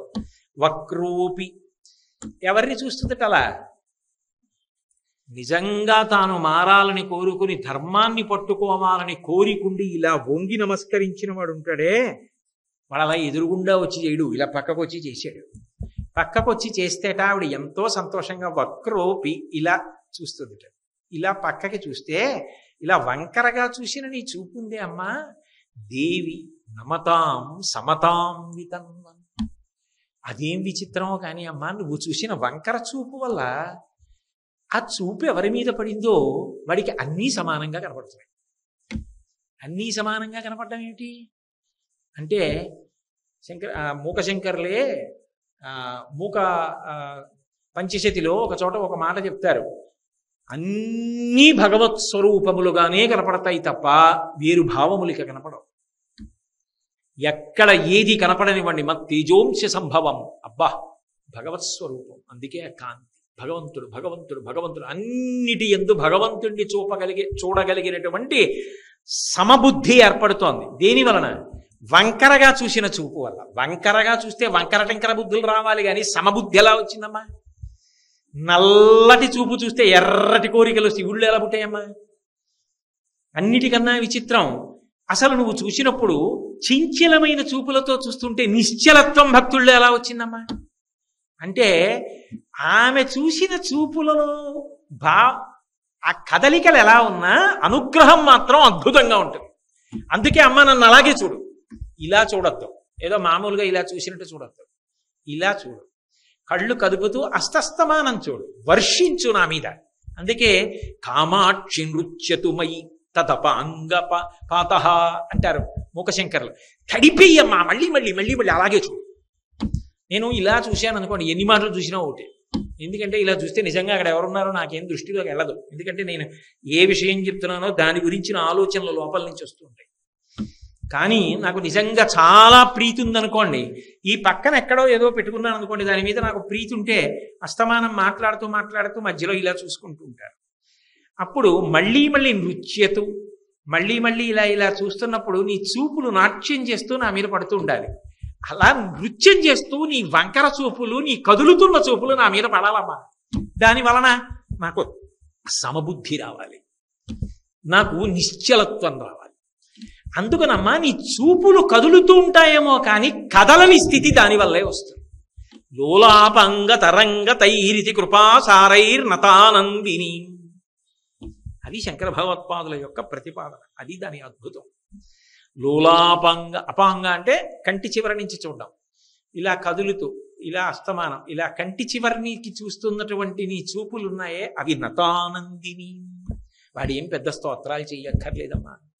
వాడు పరమ సంతోషంతో భక్తితో ధర్మాన్ని పట్టుకోవాలనేటటువంటి దీక్షతో ఇలా రెండు చేతులు కైమోడ్చి నీ దగ్గర నిలబడితే తల్లి, అటువంటి వాడి పట్ల నీ చూపు పడగానే వాడు సమస్తమైనటువంటి అనుగ్రహాల్ని పొందేస్తాడు. నిజానికి అమ్మా అది ఎంత గొప్ప శక్తి కలిగినది అంటే ఆ పొట్టి చూపు నేను చెప్పడం అంత తేలిక కాదు అని మూకశంకరులే మూక పంచశతిలో ఒక చోట ఓ మాట అంటారు. మాహాత్మ్యసేవధిరసౌ తవ దుర్విలుంఘ్య సంసార వింధ్యగిరి కుంఠనకేళి చుంచుహు. అగస్త్య మహర్షి పుట్టివాడు. పుట్టివాడైన అగస్త్యుడు ఏం చేశాడు? వింధ్య పర్వతాన్ని ఇలా అణిచేశాడు. ఎందుకని ఆయన్ని చూడగానే ఇలా అణిగిపోయింది. అగస్త్యుడేమన్నాడు? అబ్బాయి నేను అలా వెళ్ళి ఇలా వచ్చేదాకా అలాగే ఉండు, మళ్ళీ అస్తమానం నువ్వు లేవానే రాను, కష్టం అన్నాడు. అయ్యా మీరు వచ్చేవరకు ఇలాగే ఉంటానని వంగుండిపోయాడు. ఆయన ఇటు రాలేదు, అది ఇక పెరగలేదు వింధ్య పర్వతం. అమ్మా లోకంలో పొడుగువాళ్ళు గొప్ప అనుకుంటారు కానీ పొట్టివాళ్లే గొప్ప అమ్మ. ఎందుకో తెలుసా? ఆ పొట్టిగా ఉన్నట్టుగా ఉండే అగస్త్య మహర్షి ఉన్నాడే, ఆయన ఏం చేశాడమ్మా? మహాత్మ్యసేవతిరసౌ తవ దుర్విలంఘ్య సంసార వింధ్యగిరి కుంఠనకేళి చుంచు ధైర్యాంబుదిం పశుపతేశ్చులకీకరోతి కామాక్షి వీక్షణ విజృంభణ కుంభజన్మ. ఈ పుట్టిగా ఉన్నాడు అనుకున్నాం కానీ అగస్త్య మహర్షి ఏం చేశాడు? సముద్రం దగ్గరికి వెళ్ళి మొత్తం సముద్రాన్ని అంతటినీ పుడిసిట పట్టేశాడు. ఇలా చేత్తో తీసుకుని తాగి పారేశాడు. ఏదో అడుగుని రాక్షసులు ఉన్నారు చూడాలన్నారు. దేవతలు అడిగారు, ఆయన అయితే తాగేస్తాడు, వాళ్ళు కనపడతారా, ఆయన్ని తాగమని అన్నారు. పుచ్చేసుకున్నాడు. సముద్ర జలాలన్నీ ఆయనలోకి వెళ్ళిపోయాయి. ఇంత సముద్రాన్ని తాగేశాడమ్మా. ఏదో అంత ఎత్తులున్నాడండి, అంత ఉన్నాడండి, తాగాడండి అనడానికి కాదు, ఇంతున్నవాడు తాగేశాడు. అసలు నిజానికి అంత సమర్థత ఇంతున్న వాళ్ళలోనే ఉంటుంది. కాబట్టి సంసార వింధ్యగిరి కుంఠనకేళి చుంచు. అమ్మా నాకైతే ఆ అగస్త్యుడు ఎక్కడ కనపడుతుంటాడో తెలుసా? ఈ పొడుగు చూపులో ఉన్నది కాదు, ఈ పొట్టి చూపు అగస్త్యుడు. ఇలా చూస్తావే, అలా నన్ను చూసావనుకో, ఆ పొట్టి చూపు అగస్త్యుడైన నేం చేస్తుందో తెలుసా? సంసార వింధ్యగిరి కుంఠనకేళి చుంచు. నేను ఎక్కలేనంత ఎత్తు ఎదిగిపోయిన సంసారం ఉందే, అది నా ముందు మోకరిల్లిపోయేటట్టుగా చేసేస్తుంది నీ పొట్టి చూపు అన్న అగస్త్యుడు. అంతేనా? ధైర్యాంబుదిం పశుపతేశ్చులకీకరోతి కామాక్షి వీక్షణ విజృంభణ కుంభజన్మ. పరమశివుడు కాముణ్ణి కాల్చిన వాణ్ణని పెద్ద హడావిడిగా ఇలా కూర్చున్నాడు. స్ఫురద్గండాభోగ ప్రతిఫలిత తాటంకయుగళం చతుశ్చక్రం మన్యే తవ ముఖమిదం మన్మధరథం అంటారు శంకరులు సౌందర్యలహరిలో. ఇంత మన్మధుణ్ణి కాల్చేసిన వాడైనా శంకరుడు వచ్చి ఇలా పక్కన కూర్చునేటప్పటికి, ఇలా అమ్మవారి వంక చూసేటప్పటికిట, నీలో పిరాగమధికం జనయన్ పురారే, మనందరికీ తండ్రి అయ్యాడు. అమ్మా ఇంత కాముణ్ణి కాల్చిన శంకరుడు యొక్క ధైర్యాన్ని పుడిసిట పట్టేసింది నీ పొట్టి చూపు. నువ్వు ఆయన్ని ఇలా చూస్తే ఆయన అంతా మురిసిపోయేవాడో కాదో, కానీ ఆయన ఇలా పక్కన కూర్చున్నప్పుడు నువ్వు ఆయన ఎడం పక్కన ఉంటావు కదూ, అందుకని చెప్పి ఆయనకి ఎడం వైపు అంటే ఆయన ఇలా కూర్చుంటే అమ్మవారు ఇలా ఉంటుంది. అప్పుడు ఆవిడ ఏం చేస్తుంది? ఆయన్ని అటు కూర్చుని ఇటువైపుకి ఇలా చూసుకుంటుంటుంది. ఇలా చూసుకుంటుంటే ఆయన ఎంత బాగా చూస్తోందో అని తల తిప్పి మరీ చూసేట్టే. ఆవిడ కళ్ళే తిప్పి చూసింది. ఆయన ఎంత బాగా కళ్ళు తిప్పుతోందో అని ఇలా తల తిప్పి చూశాట. లోకాలన్నీ పుట్టాయి, మేమందరం పుట్టాం, మమ్మల్ని అనుగ్రహించలేదమ్మా నువ్వు. అమ్మా, అంత శంకరుడి ధైర్యం అన్న సముద్రాన్ని పుడికిటి పట్టేశావు నీ పొట్టి చూపుతో. నీ పొట్టి చూపున్న అగస్త్యుడి నా అనుగ్రహం నాకు పడితే సంసారం అన్న వింధ్య పర్వతం నా ముందు అడిగిపోతుంది. అందుకని నన్ను పొట్టి చూపే చూడు అంటే ఇలాగే చూడు. ఇలా చూశావా నేను ఉద్ధరింపబడిపోయినట్టే. లోలాపంగ తరంగ తైరితి కృపా సారైర్నతానందినీం శ్రీశైలస్థలవాసినీం భగవతీం శ్రీమాతరం భావయే. అలా చూడగలిగిన తల్లి, అలా ఝంకారం చేయగలిగిన తల్లి, ఆ నాదం చేయగలిగిన తల్లి భ్రామరీ రూపంతో అదిగో ఆ శ్రీశైల పర్వతం మీద వేయించేసి ఉంది.